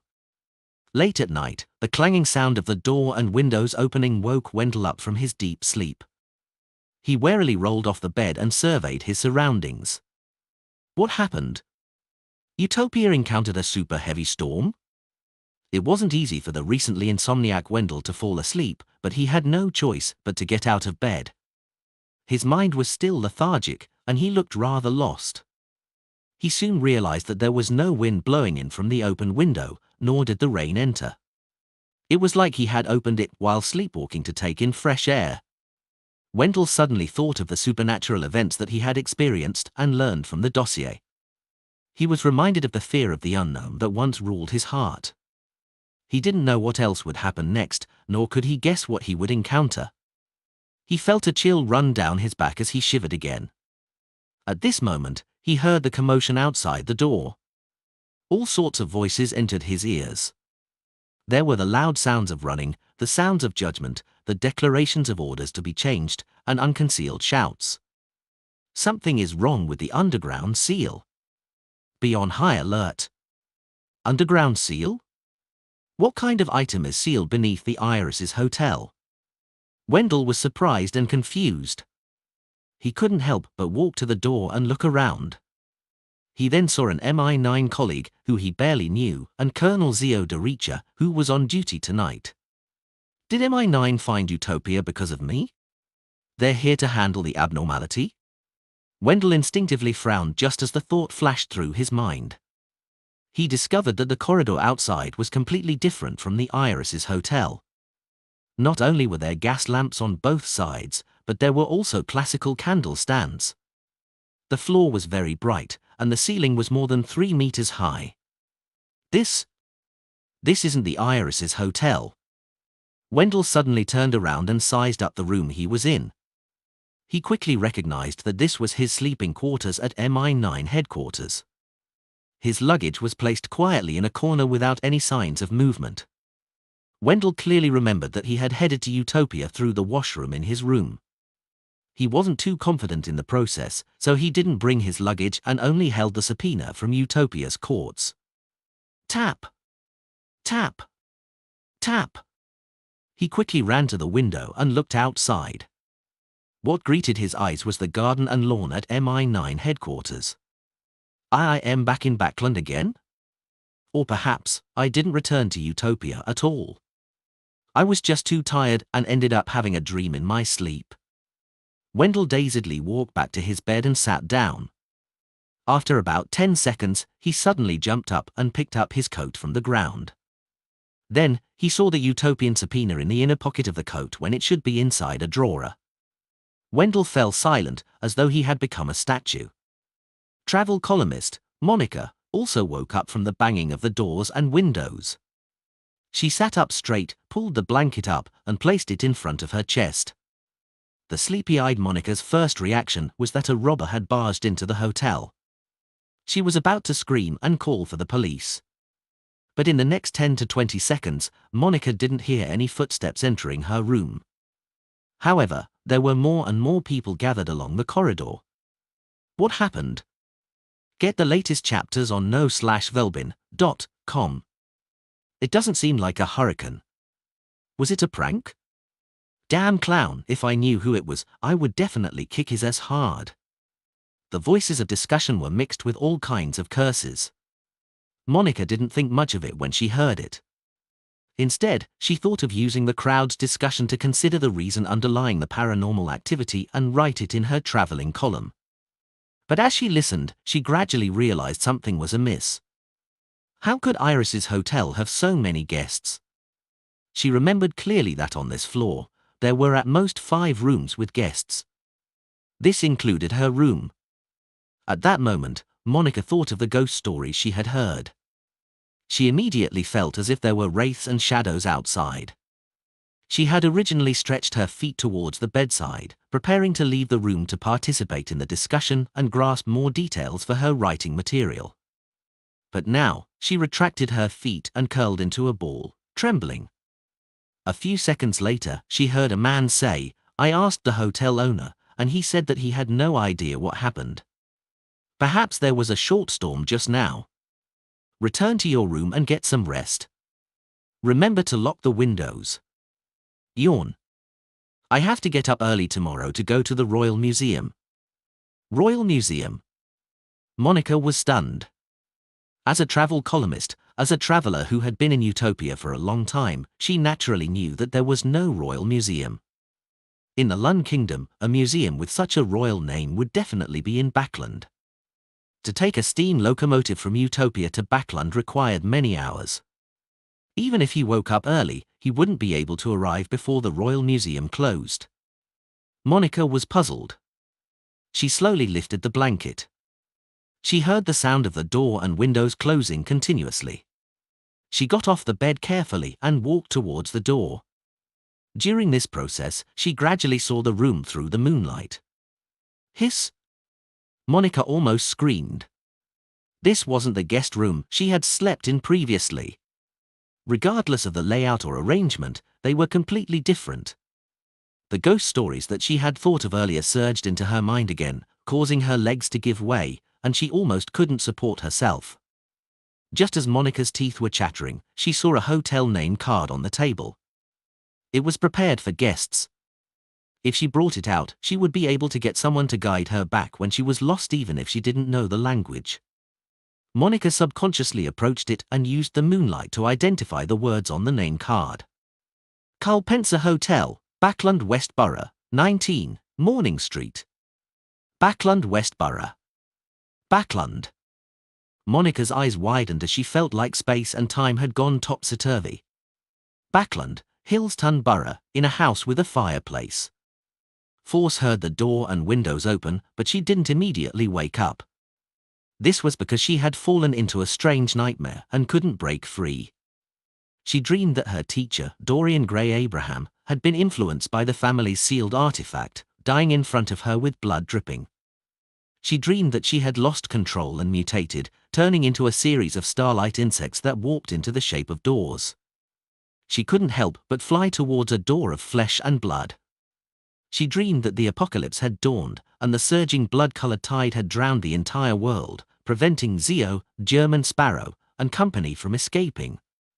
Finally, Force escaped the dream and sat up, panting heavily. As a demigod, one who was once an astrologer, she knew what such a dream meant. She hurriedly suppressed her emotions and looked up ahead. The glass on the oriel window in the bedroom all bore open at some point in time. Something must have happened. Furthermore, it has a certain relationship with the apocalypse, the Abraham family, and the apprentice pathway.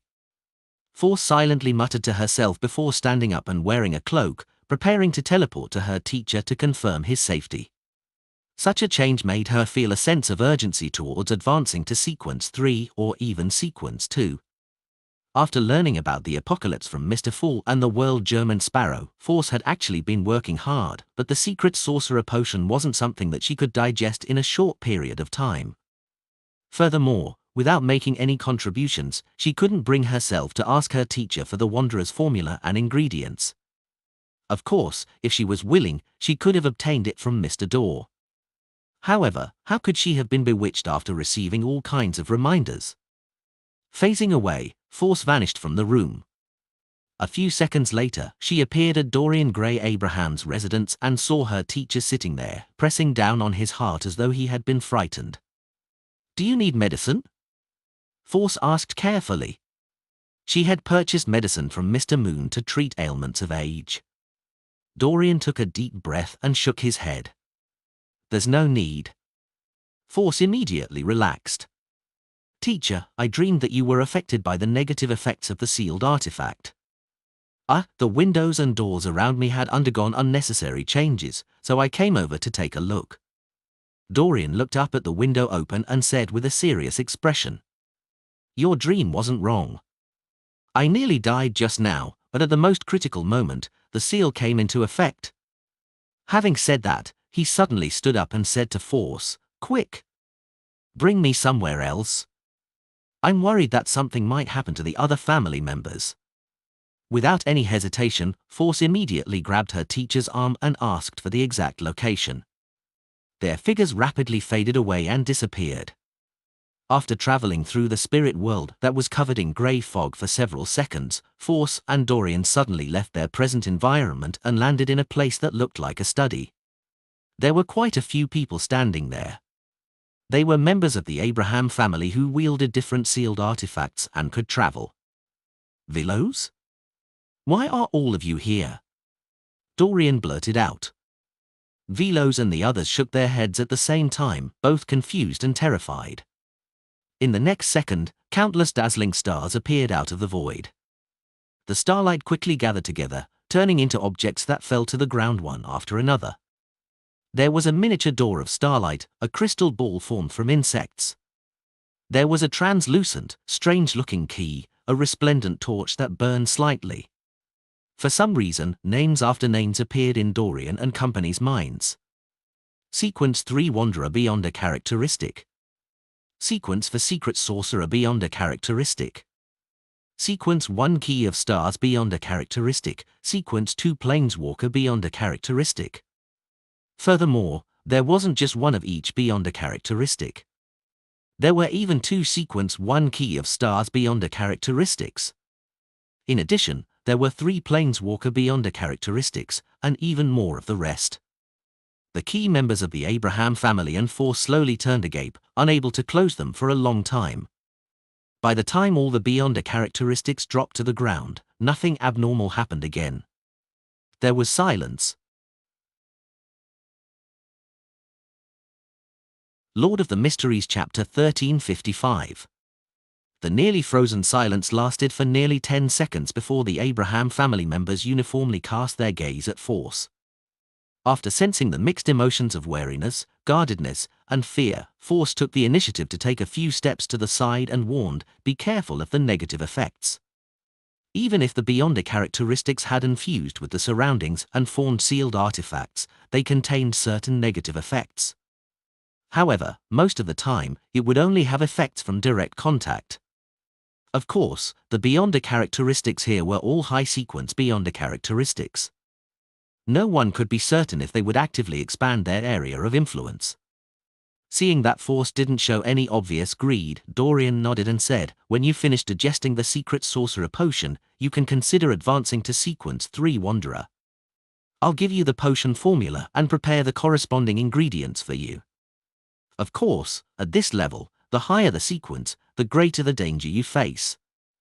This is an objective situation. It doesn't change because of your personal will and arrangements.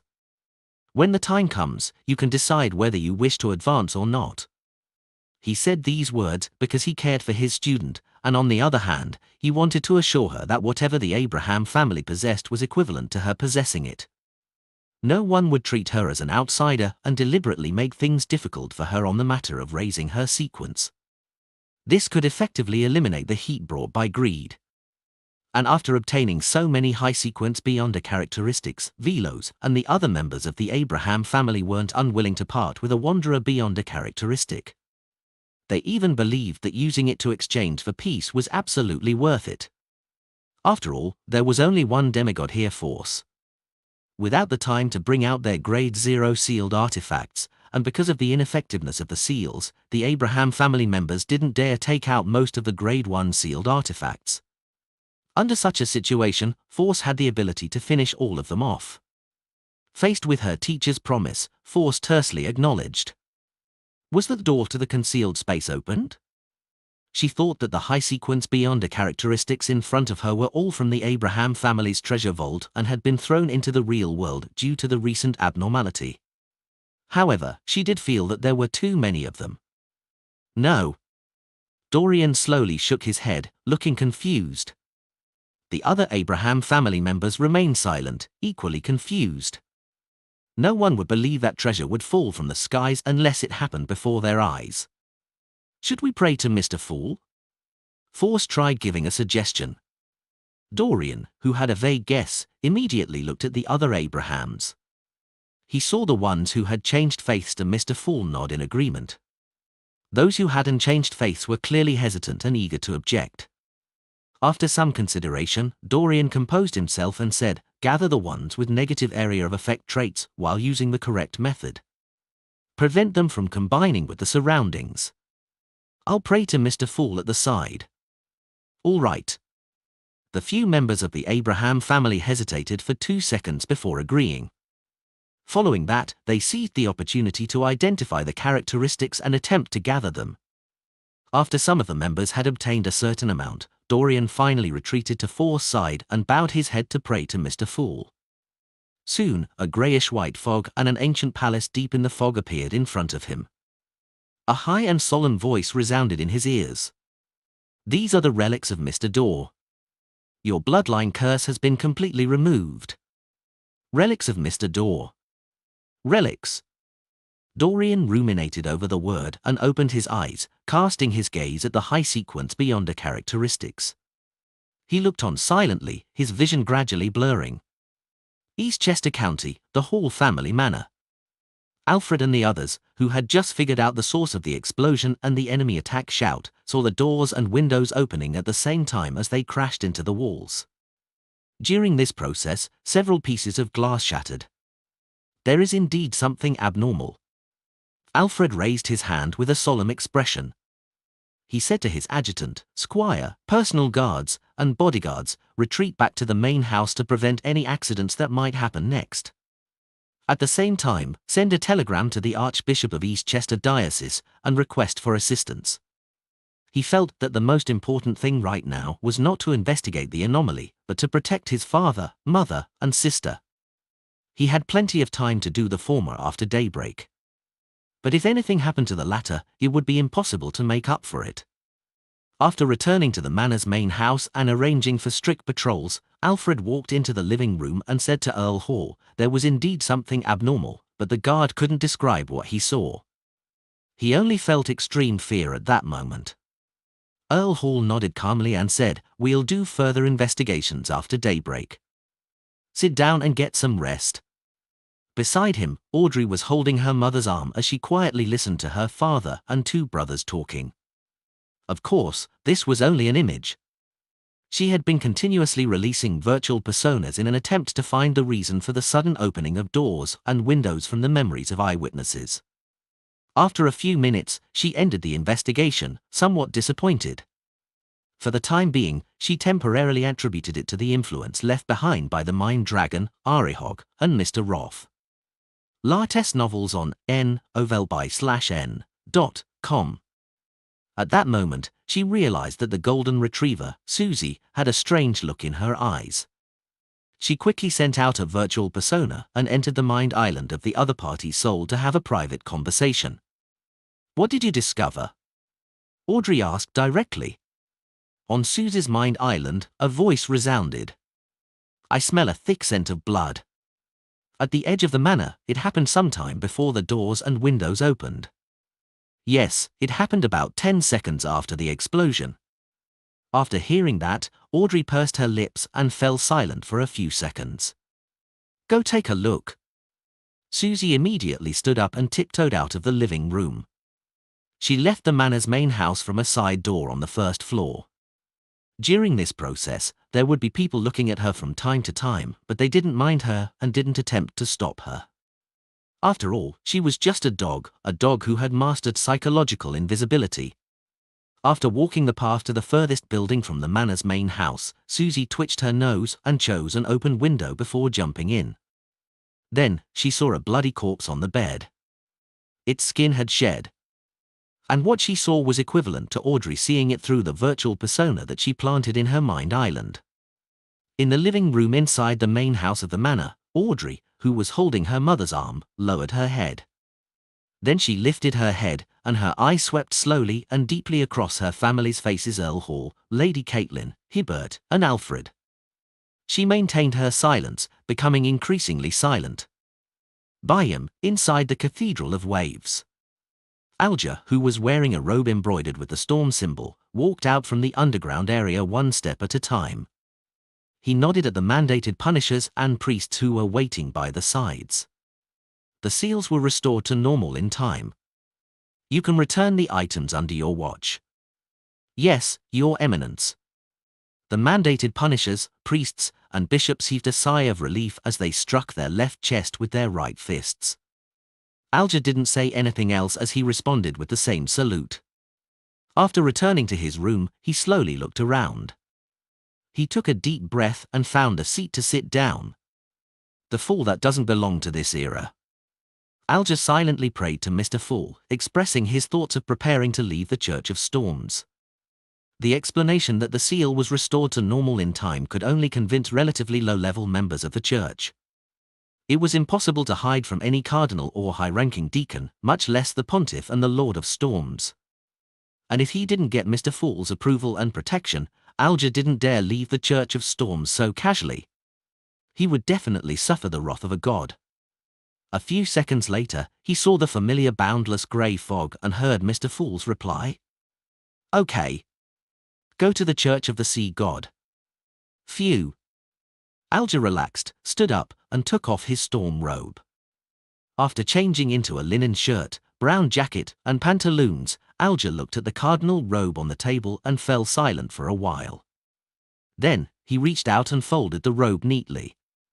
After carefully examining it for a few seconds, Alger retracted his gaze and flew out of the cathedral through the open board window by controlling a strong wind. He first flew to the bell tower and landed on the top. He looked down at the surrounding streets and down at Byam. During this process, Alger stepped on the edge of the roof and slowly circled it. Finally, he closed his eyes. A hurricane suddenly stirred as it swept Alger towards the Church of the Sea God. In the ancient palace above the fog, Klein silently sat on the high-backed chair belonging to the Fool. His figure would occasionally turn incorporeal, as though he was wearing a mysterious and classical black robe. During such instances, he wore a hood that made his face indiscernible. At other times, he would return to normal. However, he was enveloped in a faint grey fog.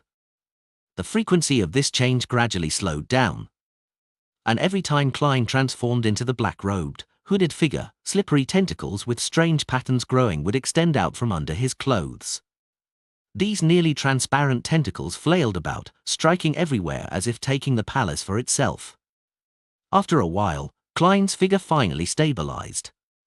Out of habit, he raised his right hand and rubbed his temples as he muttered to himself, "The awakening of the celestial worthies will is faster and more intense than I expected.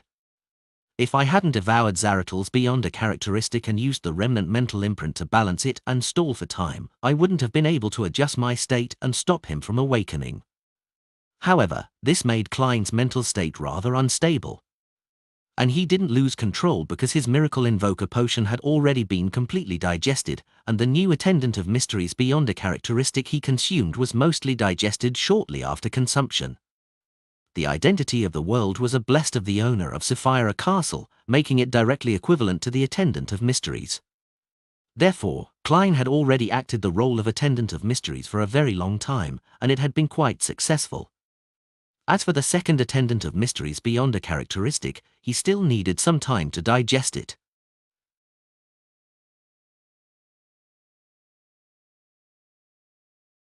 Lord of the Mysteries Chapter 1356. After stabilizing his anchors, the will of the celestial worthy, and the weak balance of his consciousness, Klein leaned back in his chair and observed the various powers brought about by the attendant of mysteries beyond a characteristic. Among them, there were three most important ones. They were all grasped by Klein using Sapphira Castle and the Curtain ahead of time, but he just didn't know the exact names.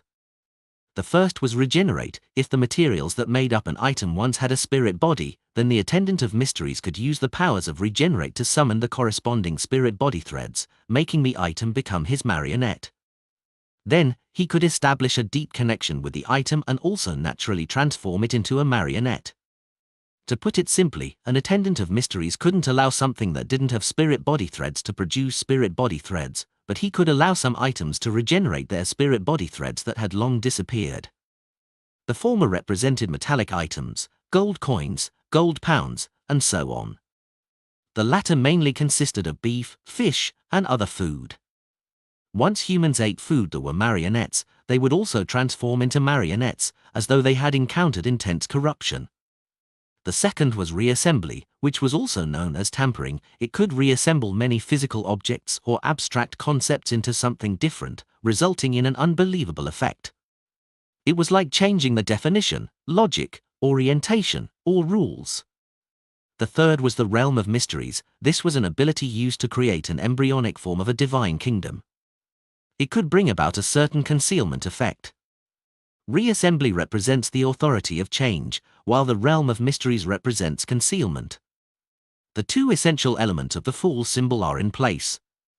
However, reassembly and tampering doesn't sound nice, and the meaning isn't clear enough. Grafting is still better. It's obvious at a glance. Klein mumbled inwardly before casting his gaze around. Now, he had deepened his control of Sapphira Castle. He could directly borrow the powers nearing Sequence 0 of the Seer Pathway. He could also use most of the Beyonder powers below Sequence 0 of the Marauder and Apprentice pathways. It was quite similar to Dark Angel Sasria from back then. Of course, Dark Angel Sasria could only use the first blasphemy slate to indirectly use the powers of the Chaos Sea. As for Klein, he was the owner of Sapphira Castle, one that hadn't fully gained control of the Sapphira.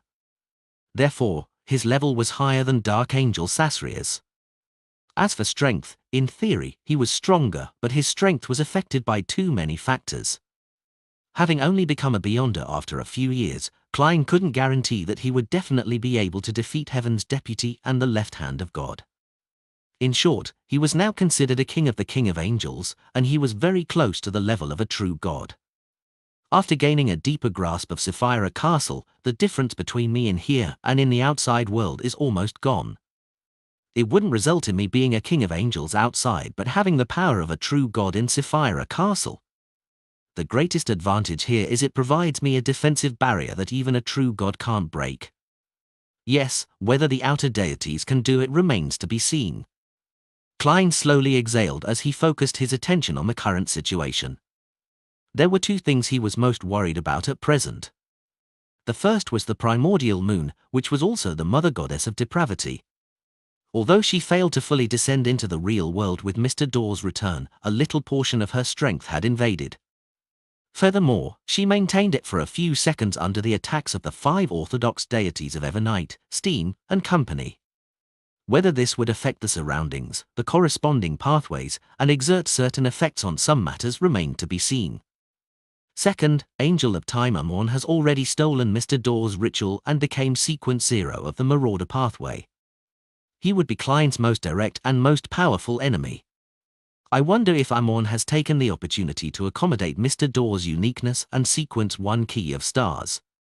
If he has completed this step, he will be the most powerful true god in the real world.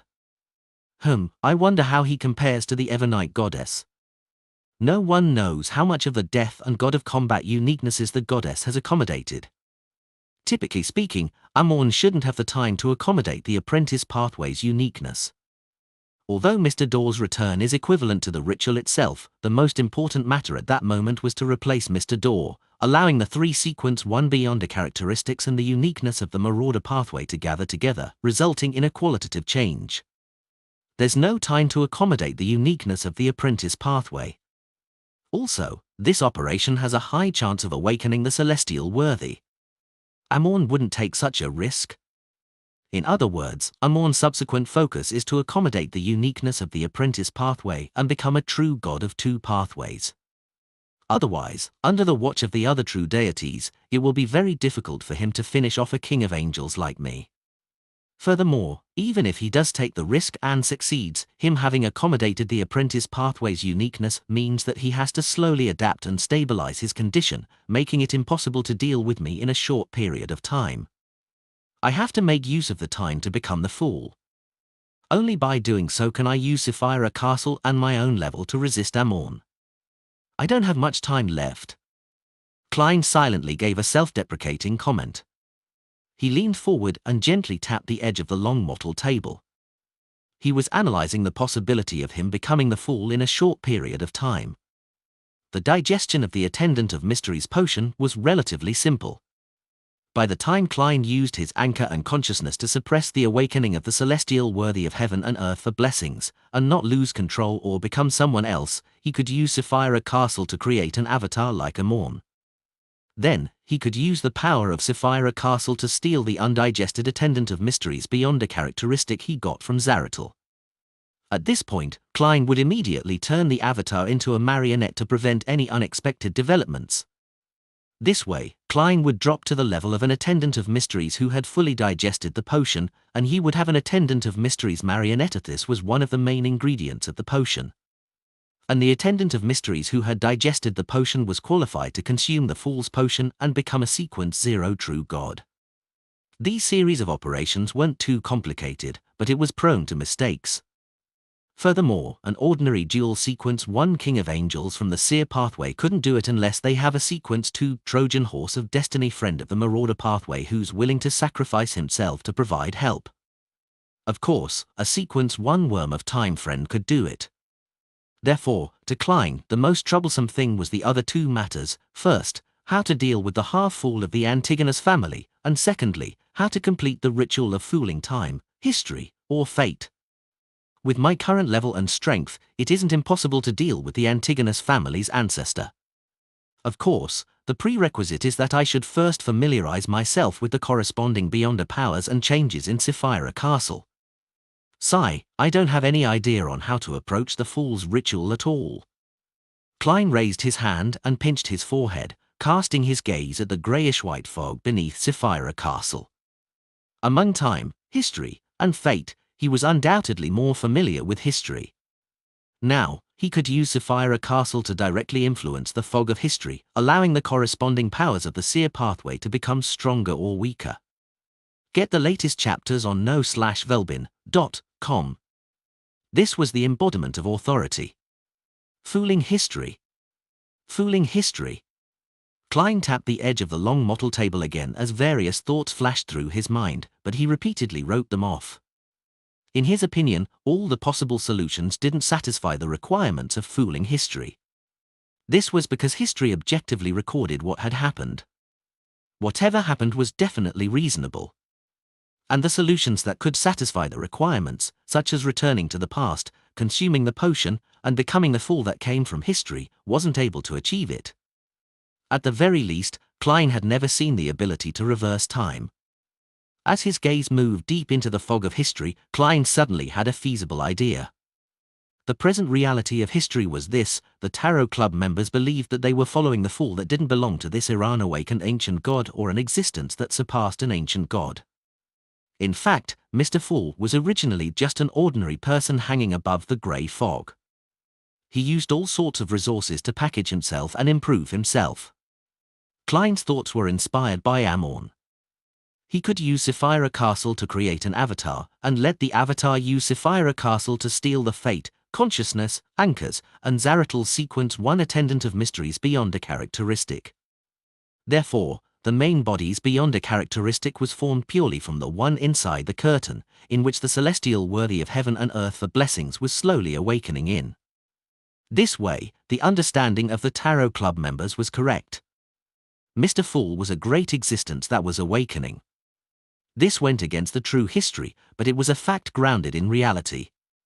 It could fulfill the requirements of the ritual. Of course, the premise was that the act of stealing an avatar needed to happen in Sapphira Castle or other concealed areas. Otherwise, it would also be recorded in history, preventing it from achieving the effects of fooling. As for how he was to deal with the celestial worthy of heaven and earth for blessings when he awakened, and how his avatar was to kill his true form and make him a potion, Klein was temporarily out of a solution. The result of this attempt is equivalent to suicide. Before being killed by the celestial worthy, my avatar's attendant of mysteries beyond a characteristic would have been digested by then. After all, I successfully revived the Lord of the Mysteries. Klein shook his head and threw the incomplete plan to the back of his mind. Under the circumstances where he couldn't think of a solution, he decided to seek advice from the existences that might know what to do.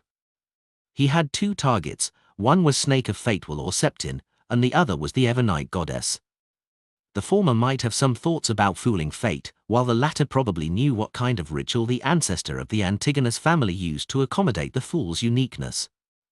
After stabilizing his mental state, Klein left Sapphira Castle and directly teleported to Backland.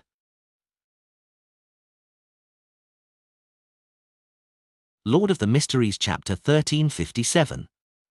Deep in the forsaken land of the gods, on the peak of a mountain stood a gigantic cross that bordered the realm of reality and illusion. There was a blurry figure hanging there. Ancient wooden stakes dyed with fresh blood that didn't drip down past through his body, nailing him to the cross. At the bottom of the cross was the angel of fate Ouroboros, who was wearing a simple linen robe and had silver hair that reached his waist. He sat there cross-legged with a gentle and pious expression as he closed his eyes and prayed. Adam, whose face was half covered by a pale blonde beard, walked over and stopped in front of the huge cross. He raised his head and silently looked at the hanging figure. He held a rose in one hand and held the second blasphemy slate in the other. His eyes were limpid and his expression was calm. After an unknown period of time, the image of the hanged man on the huge cross suddenly faded away, connecting to the sky and to the land below with a shadow curtain. Behind the curtain, there seemed to be a pair of cold eyes watching over the world. In the next second, a rift appeared in the shadow curtain. It was dark inside, faintly reverberating with an illusory tidal wave. Adam raised his left hand and let the ancient and mysterious magic mirror emit a faint glow. In the light, a sticky but illusory black liquid surged out. A boundless sea that seemed to contain all colors appeared. It looked like it was at arm's length, but couldn't affect reality. Following that, Adam placed the second blasphemy slate into the illusory scene. The illusory sea seen in the distance ebbed gently as it circled the second blasphemy slate, forming a certain connection with it. The second blasphemy slate was a manifestation of the corpse of the ancient sun god one, which was extremely close to being a great old one, and almost equivalent to the owner of the Chaos Sea.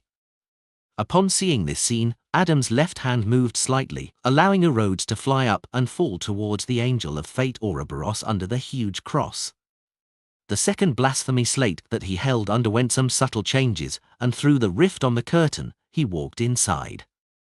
The shadow curtain closed and quickly faded away, leaving behind a huge empty cross. No one said a word throughout the entire process. Everything was carried out silently. Angel of Fate Ouroboros didn't even attempt to open his eyes. At the same time, Amorn became a god and used the first blasphemy slate to block the tunnel that the mother goddess of depravity was trying to enter through.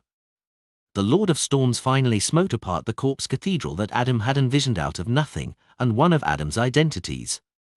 After a while, Tail Devourer Ouroboros opened his eyes and cast his gaze at a rose, which had landed on his lap.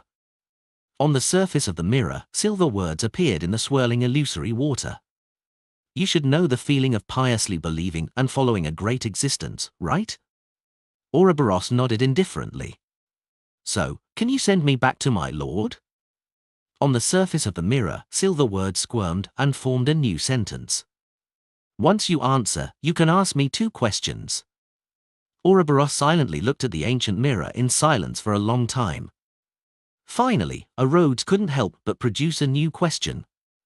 Why aren't you answering? Ouroboros looked at himself in the mirror and replied calmly, I haven't thought through it yet. 3 questions. On the surface of the magic mirror, the silver light slowly outlined 2 words. in Backland, on a lawn that belonged to a bungalow. Will Septin, who was already over 2 years old, was happily chasing a fat golden cat with glistening fur. Beside him was a nanny and a maid. Ever since this snake of fate was born, Aaron Sirius's career had improved by the day. Now, he owned a private hospital that provided medical services to high society. As he ran, Will Septin stepped on a spot that was slippery. With a slip, his body involuntarily leaned back. He took a few steps back and stepped on another rock. This provided an impetus to stop Will Septin's fall, miraculously allowing him to maintain his balance. In regards to this encounter, alarms started ringing in this chubby toddler's head. This was because with his luck, it was impossible for him to step on a spot that could make people slip. A familiar figure quickly appeared in his eyes. It was Sherlock Moriarty wearing a half-top hat and a black double-breasted coat. Will Septin turned his head abruptly and looked at his nanny and maid. He discovered that they hadn't noticed the appearance of the stranger on the lawn. "I have a nagging feeling you would say, 'Go ahead and scream.' No one will hear you," the 2-year-old toddler mumbled as he turned around. Without waiting for Klein's reply, he spread his hands and said, "In short, I must congratulate you on becoming a king of angels. Bullying children doesn't suit your current status." Klein let out a soft chuckle. "Do you know how to fall fate?" Will Septin raised his head and looked warily at Klein. "Giving me fake ice cream isn't equivalent to fooling fate." With that said, he grumbled, "Why don't you squat down? At my age, it'll be bad for my next development if I have to keep raising my head like this." Klein didn't have the air of a newly advanced king of angels. He squatted down with a smile, allowing Will Septin to look him straight in the eye. Will Septin held his nanny's hand and said, "Unless I've advanced to sequence 0 and become a wheel of fortune, fooling me in any form doesn't count as fooling fate." Klein thought and asked, "You haven't found the opportunity to accommodate the die of probability?" "No." Will Septin shook his head before adding, "I have a premonition that it's coming soon." Klein carefully looked at the chubby 2-year-old toddler for a few seconds before suddenly smiling. Get the latest chapters on no/velbin.com. If I were to give you the die of probability to Ouroboros, would he quickly advance to sequence 0? Will Septin glared at Klein and said, "He will also need to wait for an opportunity to accommodate it. Furthermore, the opportunity to become a wheel of fortune and the requirement to accommodate the die of probability isn't the same." As he spoke, Will Septin curled his lips. "If you wish to accommodate the fool's uniqueness, the corresponding ritual can be simplified. It won't be that difficult. In such a situation, by ingeniously using the abilities of a Trojan horse of destiny and making a sacrifice to a certain degree, there's a chance of fooling fate. However, when you attempt to advance to sequence 0, even if you accommodate the uniqueness and absorb 3 sequence 1 beyond the characteristics on separate occasions, you will still have to hold a ritual, allowing the corresponding items to fuse and undergo a qualitative change. Is that so? In other words, choosing to first accommodate the uniqueness is just a trick, but in the end, I have to truly fool time, history, or fate." Klein nodded slightly and said, "I roughly understand." He smiled and added, "Enjoy your childhood. I wonder how long it will last." With that said, Klein's figure turned transparent and vanished from the lawn. Will Septin's other empty hand instinctively grabbed forward before retracting it weakly. "He left just like that? He's so rude." "He actually didn't prepare a present when he visited," the child couldn't help but mutter. Northborough in Backland. St. Samuel Cathedral. Klein, who had transformed into Dwayne Dantes, walked into the prayer hall and found a corner to sit down. He looked at the Evernite sacred emblem on the altar, lowered his head, clasped his hands, and began to pray. The Evernite goddess who stands higher than the cosmos and more eternal than eternity. You are also the mother of concealment, the empress of misfortune and horror. As he prayed, Klein's body and mind gradually settled down as though he had entered a half-awake state. After an unknown period of time, a boundless darkness appeared in front of him. Beside his feet was a clump of night vanilla and slumber flowers. This place was so quiet that even breathing seemed to disturb those in slumber around him. Before Klein could survey his surroundings, a figure suddenly descended from the depths of the darkness. There was clearly no sky or land here, but the figure seemed to come from the crimson moon or the stars in the sky. She was wearing a long, layered black dress that didn't seem complicated at all. It was adorned with countless resplendent lights, as though the starry night sky had been draped upon it. Her head was indistinct and difficult to discern. He could only confirm that it was a female. "Long time no see," the figure said gently before Klein spoke. Her voice was like a lullaby. Klein bowed in a gentlemanly manner and said, "Is this directed at the former Lord of the Mysteries, or me who was previously hung above Sapphira Castle?" Klein was very certain that this was a dream, but a dream didn't mean that it was fake.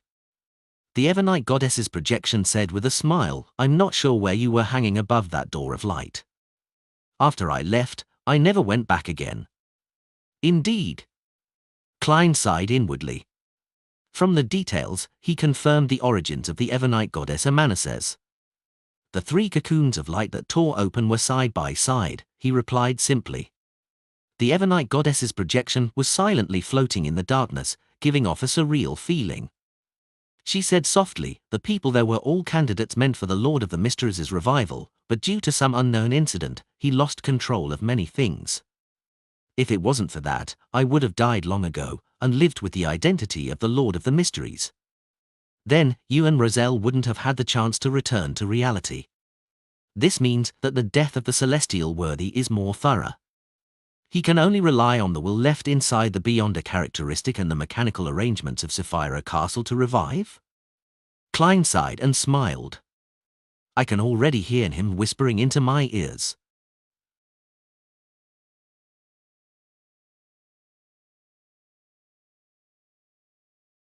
Lord of the Mysteries Chapter 1358. The Evernite goddess's projection calmly said, "For him or them, we are unable to defeat or stop them. All we can do is resist and suppress them. Perhaps, at certain times, a tiny oversight or relaxing even the slightest will turn us into him. On the path of being a Beyonder, danger is always accompanying us. No one knows when one will fall into the abyss." Klein silently added a few words for the Evernite goddess. He thought for a moment and asked, "Did you cause some sort of disturbance when I was born?" Seemingly fused with the surroundings, the Evernite goddess nodded slightly. "I used the uniqueness in Antigonus to indirectly affect Sapphira Castle to tamper the Beyonder characteristic that accompanied your birth to the forsaken land of the gods." "Indeed." Klein sighed and frowned. "The uniqueness of Antigonus can indirectly influence Sapphira Castle?" The Evernite goddess's projection replied gently like a lullaby, "He has already lost control. This also means that his self-awareness is no longer able to suppress the Lord of the Mysteries' will in him. The two psyches are stitched together, revealing the most primitive, most instinctual, and also most bloody and crazy side. And the Lord of the Mysteries is the former owner of Sapphira Castle. The present Antigonus can indirectly influence Sapphira Castle by using this identity very naturally. It's no wonder the Evernite goddess has a greater understanding of the strange door of light than Emperor Roselle. On the one hand, she was born from Sapphira Castle, and on the other hand, she had imprisoned the crazy Antigonus." Klein was enlightened as he continued asking, "Why didn't you have any Beyonder characteristics accompanying you and Roselle when both of you were born? In that case, be it the Evernite goddess or Emperor Roselle, they definitely would have chosen one of the seer, apprentice, or marauder pathways." The Evernite goddess's projection said indifferently, "This is also why I said that something unknown had happened to the Lord of the Mysteries, causing many of the prior arrangements to be out of control. After 2 consecutive failures, Sapphira Castle experienced a certain change. This is also a good thing for you. As the apocalypse arrives, the remnant will of the Lord of the Mysteries has dissipated. In the end, all that's left is a mental imprint that's attempting to awaken. Equals. If you were born in the 4th epoch, you would have become Himi the moment you became an attendant of mysteries." This was because Klein had used the curtain left behind by the celestial worthy during his advancement. As for the Beyonder characteristics in the bodies of Antigonus and Zaratul, they had undergone generations of Beyonders and Beyonder creatures, diluting and wearing off the will. Latest novels on n.ovelby/n.com Klein had a nagging feeling that the Evernight goddess had some guesses about what had happened to the celestial worthy of heaven and earth for blessings. However, since she deliberately didn't mention it, it wasn't appropriate for him to probe further. All he could do was say, how did Antigonus manage to accommodate the fool's uniqueness? The Evernight goddess's dream projection didn't hide anything as she replied gently, he'd sought the help of Adam and Amorn. They were supporting Alistair Tudor back then. Using the abilities of the Trojan horse of destiny? Klein acutely grasped the core reason based on Will Osseptin's explanation and his inference.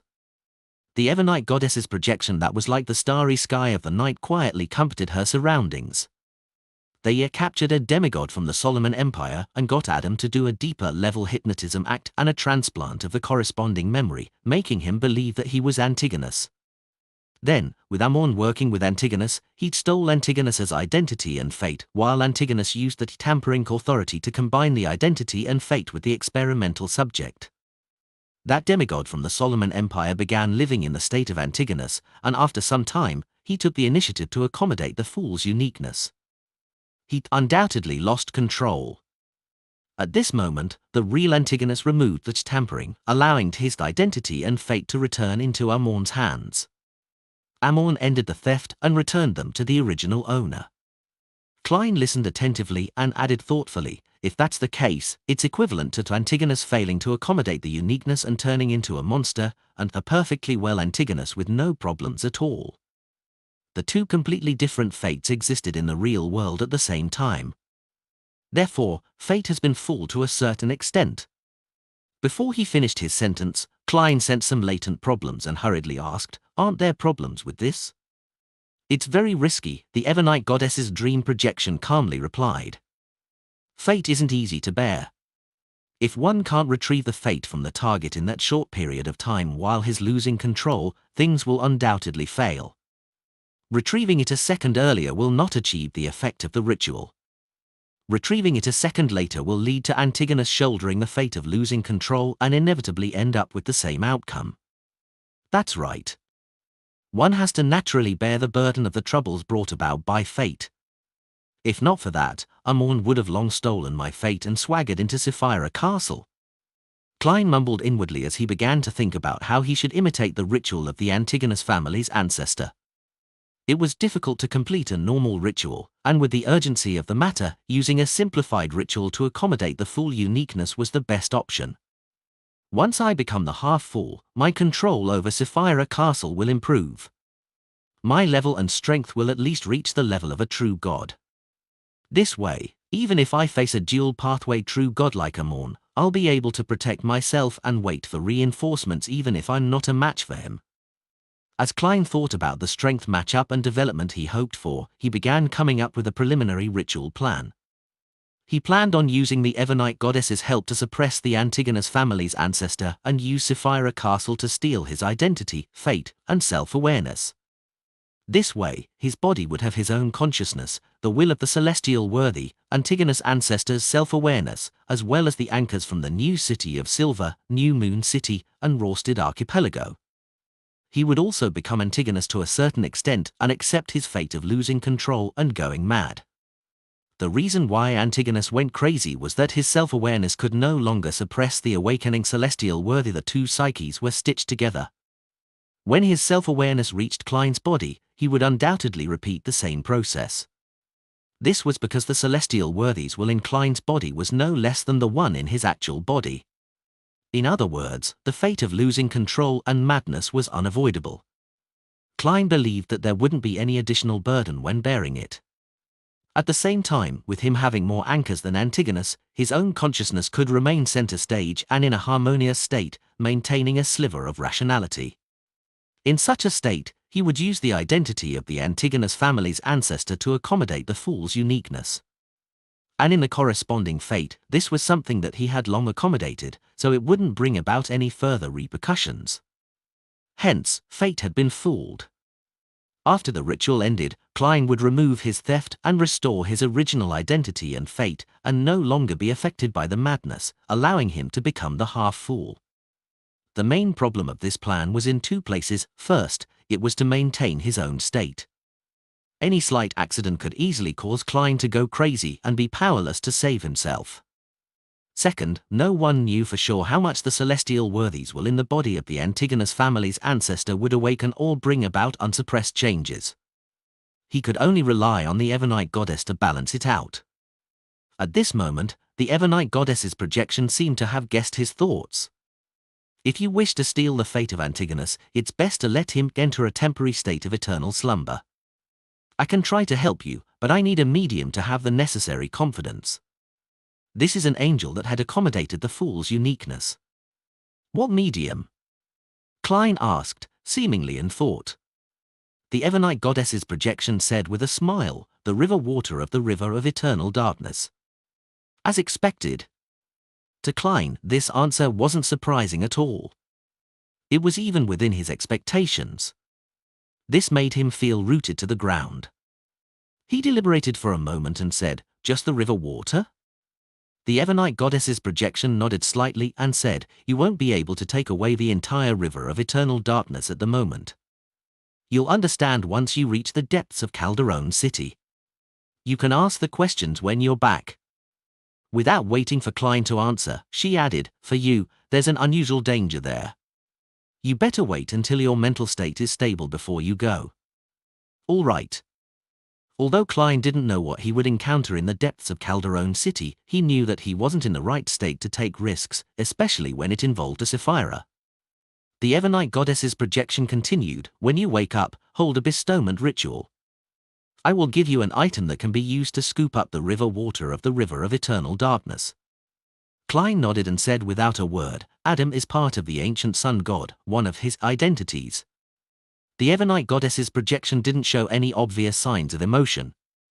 She gently said, "He has already gone to the forsaken land of the gods and met the true creator."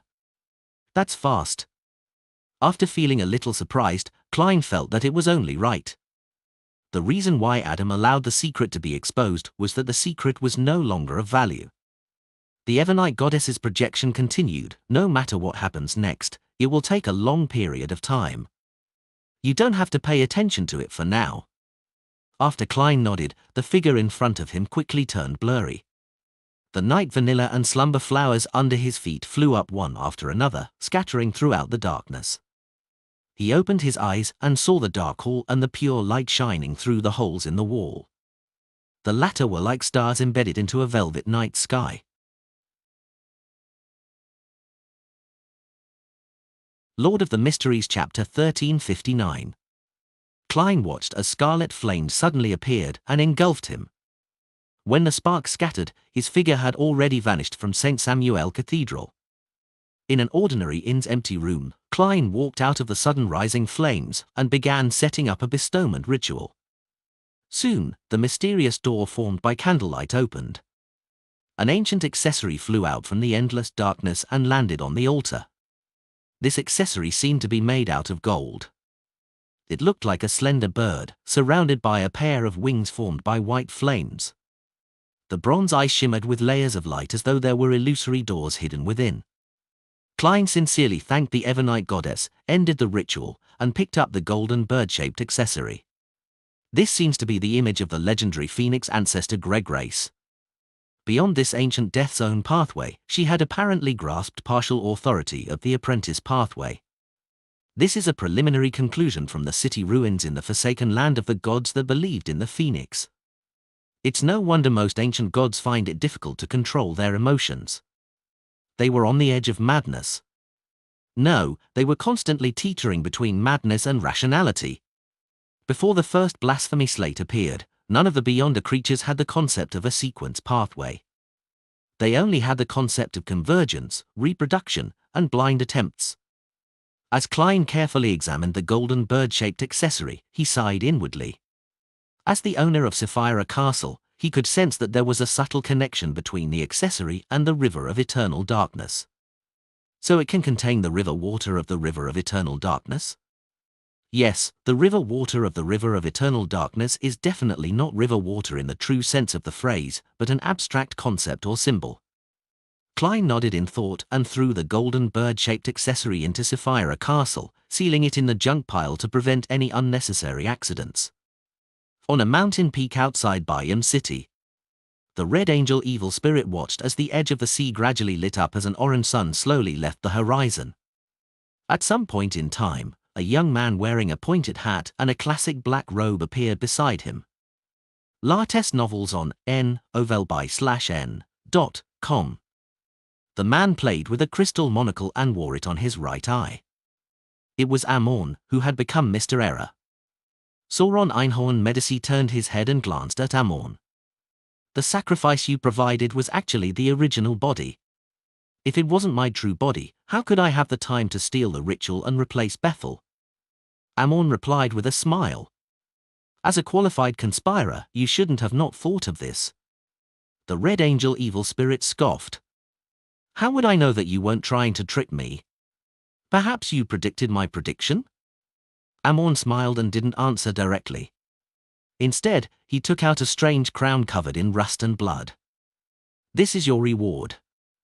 He threw the item to Sauron Einhorn Medici. After the Red Angel evil spirit caught the strange crown, he was somewhat surprised.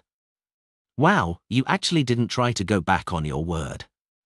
Doing something that doesn't match your expectations is also a form of deception.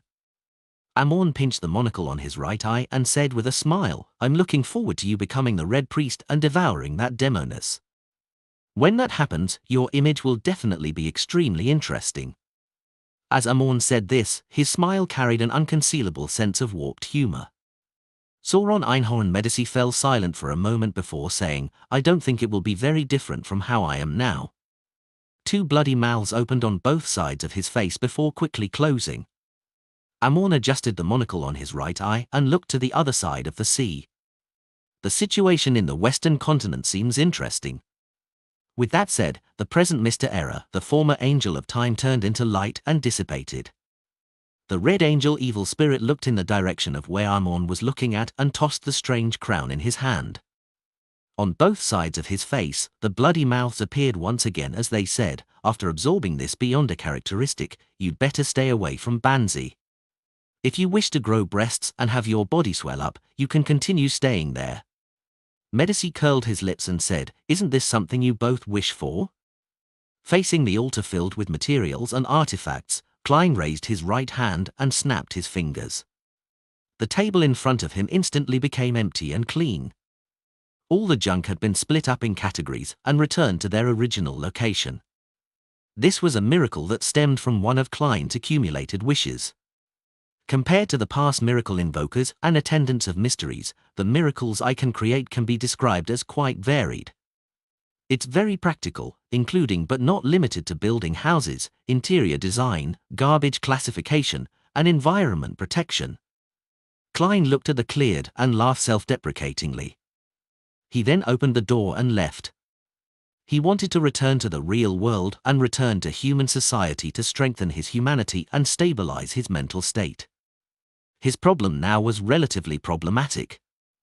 If he directly sought Miss Justice's treatment before first suppressing the awakening will of the celestial worthy of heaven and earth for blessings, he would only contaminate her and allow his psychiatrist to suffer mental illnesses. Of course, if Miss Justice had reached sequence 2, the effects wouldn't be too great. The current backland had been rebuilt, and the number of pedestrians coming and going had returned to their previous peak. Just as Klein pushed open the inn's door, he heard all sorts of voices. Wait! Wait! Fresh fish from Pritz Harbor. It has plenty of meat and little bones. It's great for frying.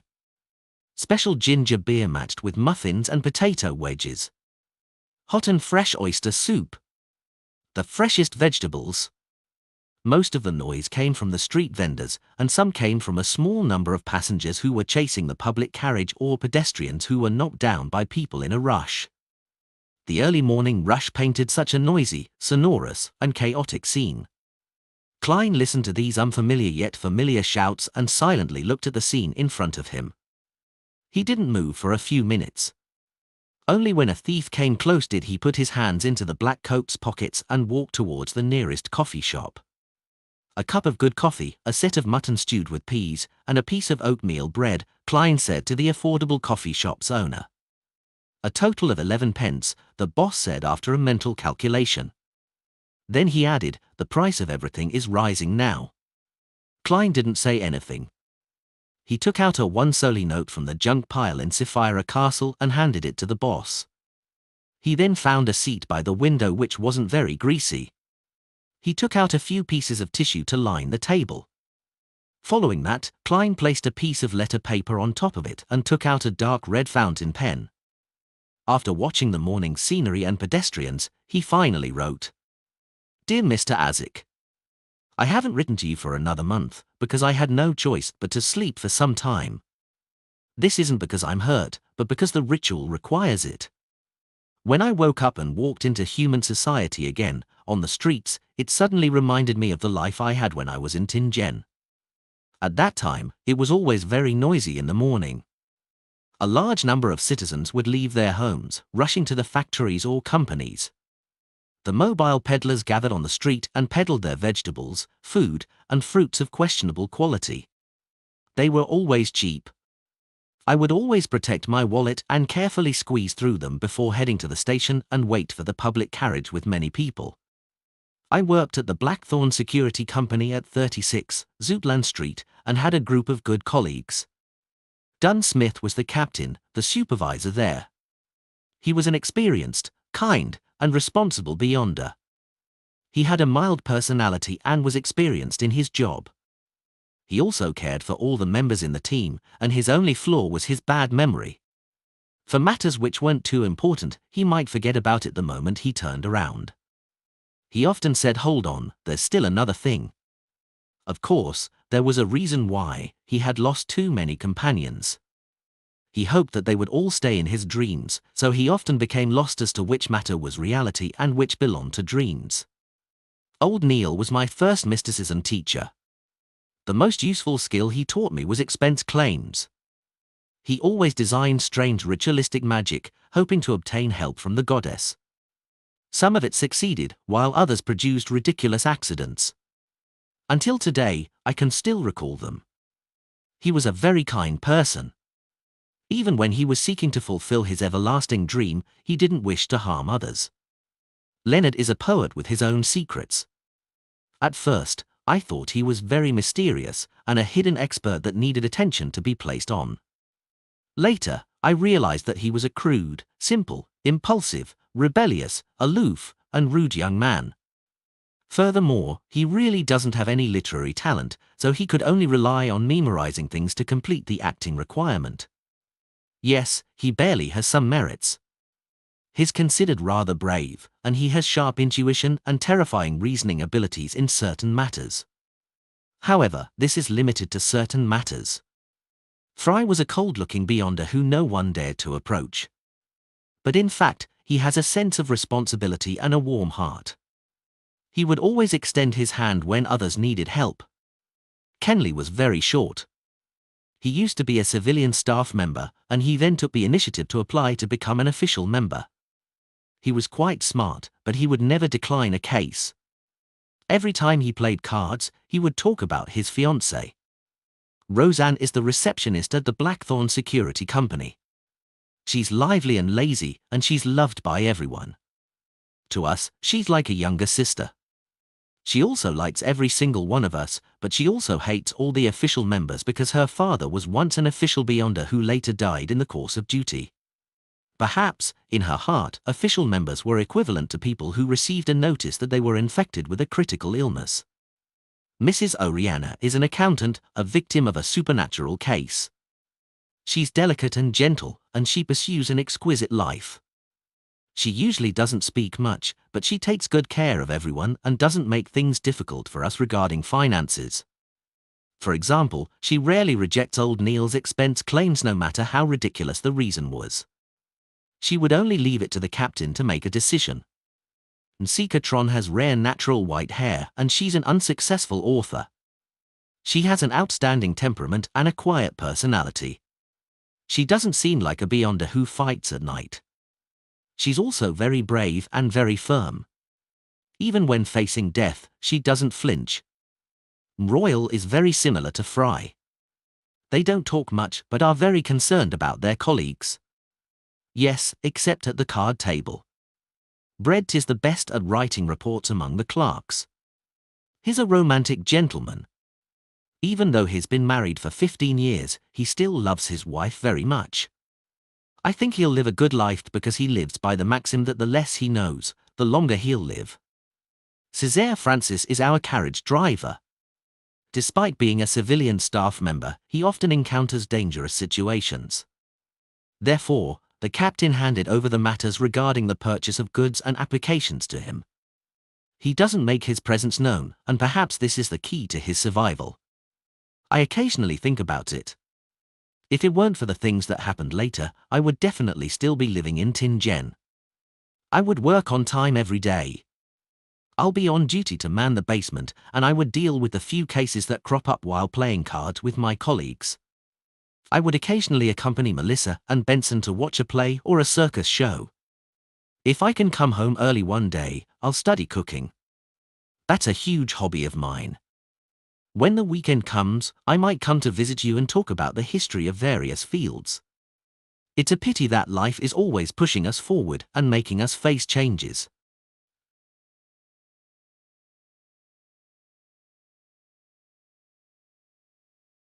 Lord of the Mysteries Chapter 1360. After Klein wrote down his impression of Tianjin, he briefly mentioned that he had completed the ritual to become a Sequence 1 attendant of mysteries, as well as resolve one of his longtime traumas, the leader of the secret order, Zaratul. He didn't describe his predicament in detail, only seriously discussing the mental problems that Angel suffered. Putting away the fountain pen and folding the paper, Klein reached out to take out Azic's copper whistle from Sapphira Castle and blew at it. Inside the cheap coffee shop, white bones spewed out like fountains, forming a huge messenger.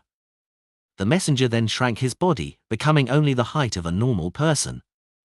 At the same time, it knelt down on one knee and stretched out its palm. "There's no need to be afraid of me." Upon seeing this, Klein laughed. "It's not like I would do anything to you." As he spoke, he picked up the letter and placed it in the skeleton messenger's hand. The messenger nodded heavily a few times. It was unknown what it was agreeing with.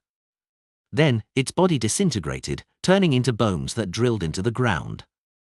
At this moment, the boss brought coffee, oatmeal bread, and mutton stewed with peas. As Klein enjoyed breakfast that wasn't too delicious but was filled with a bourgeois style, he looked out the window and enjoyed the morning scenery without any reason. He admired the pedestrians, carriages, trees, mist, food, and machinery that made up the scene.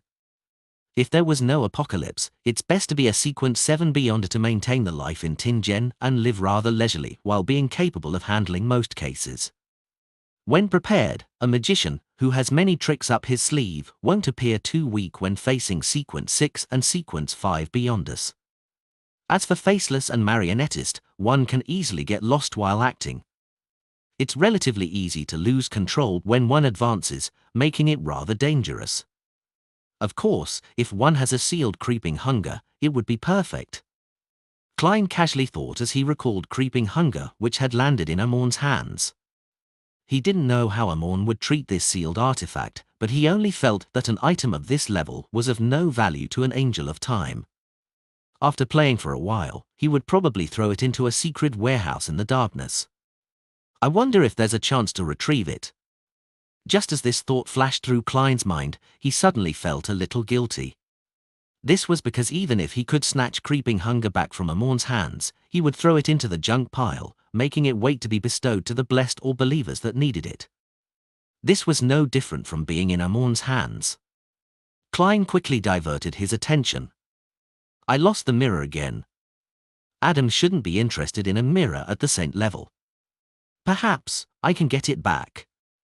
No, a road seems to have been spewed out from the Chaos Sea. In certain matters, it's possible that it can be a medium. Sigh, I only hope that Adam doesn't damage it, and that I have the time to retrieve it. After becoming an attendant of mysteries and gaining a deeper control of Sapphira Castle, Klein already possessed a certain level of authority in the concealment domain. Whenever he was thinking about important matters, there would always be a thin shadow around him that no one else could see. This was equivalent to the embryonic form of a divine kingdom, the realm of mysteries. Therefore, he dared to directly think of Adam's name. After sighing, Klein suddenly recalled something and hurriedly got the Worms of Spirit on duty in Sapphira Castle to graft a certain area in the spirit world he fixed when he advanced over.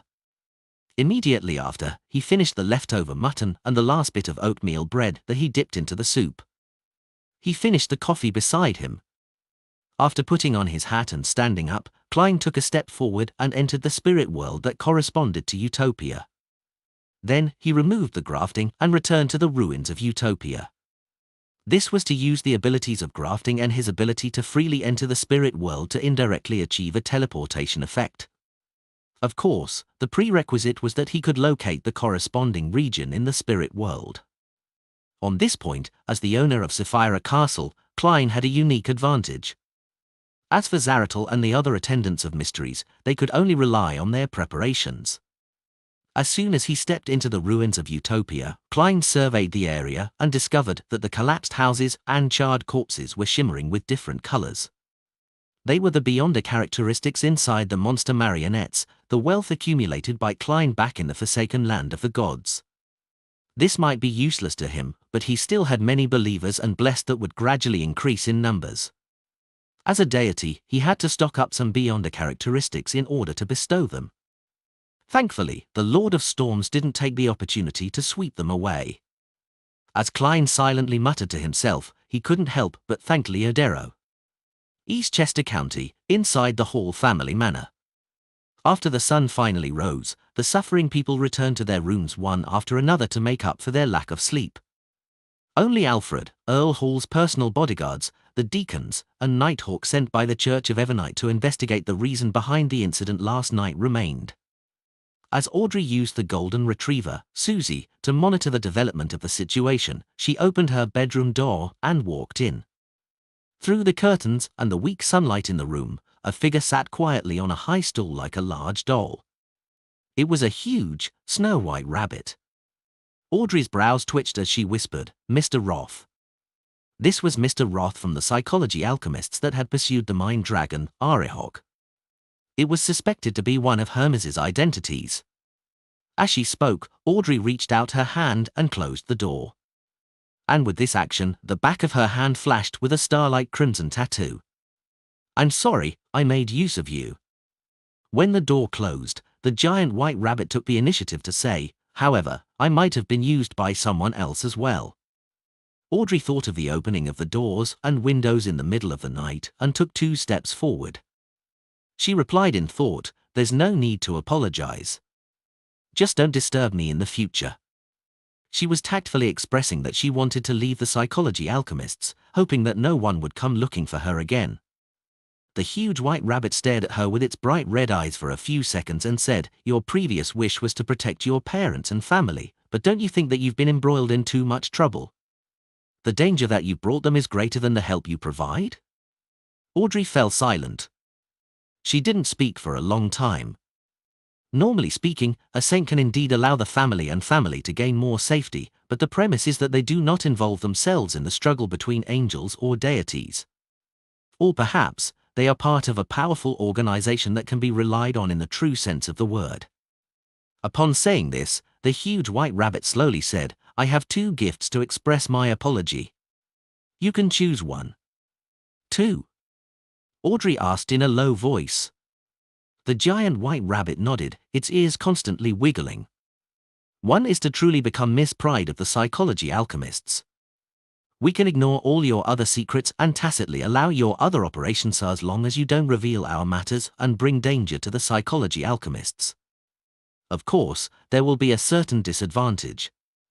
You will shoulder the burden of certain matters and might be embroiled in quite a bit of trouble.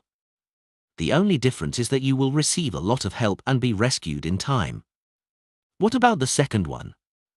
Audrey had no intention of getting compensation from the psychology alchemists. To not have the secret organization disturb her again was the best form of apology.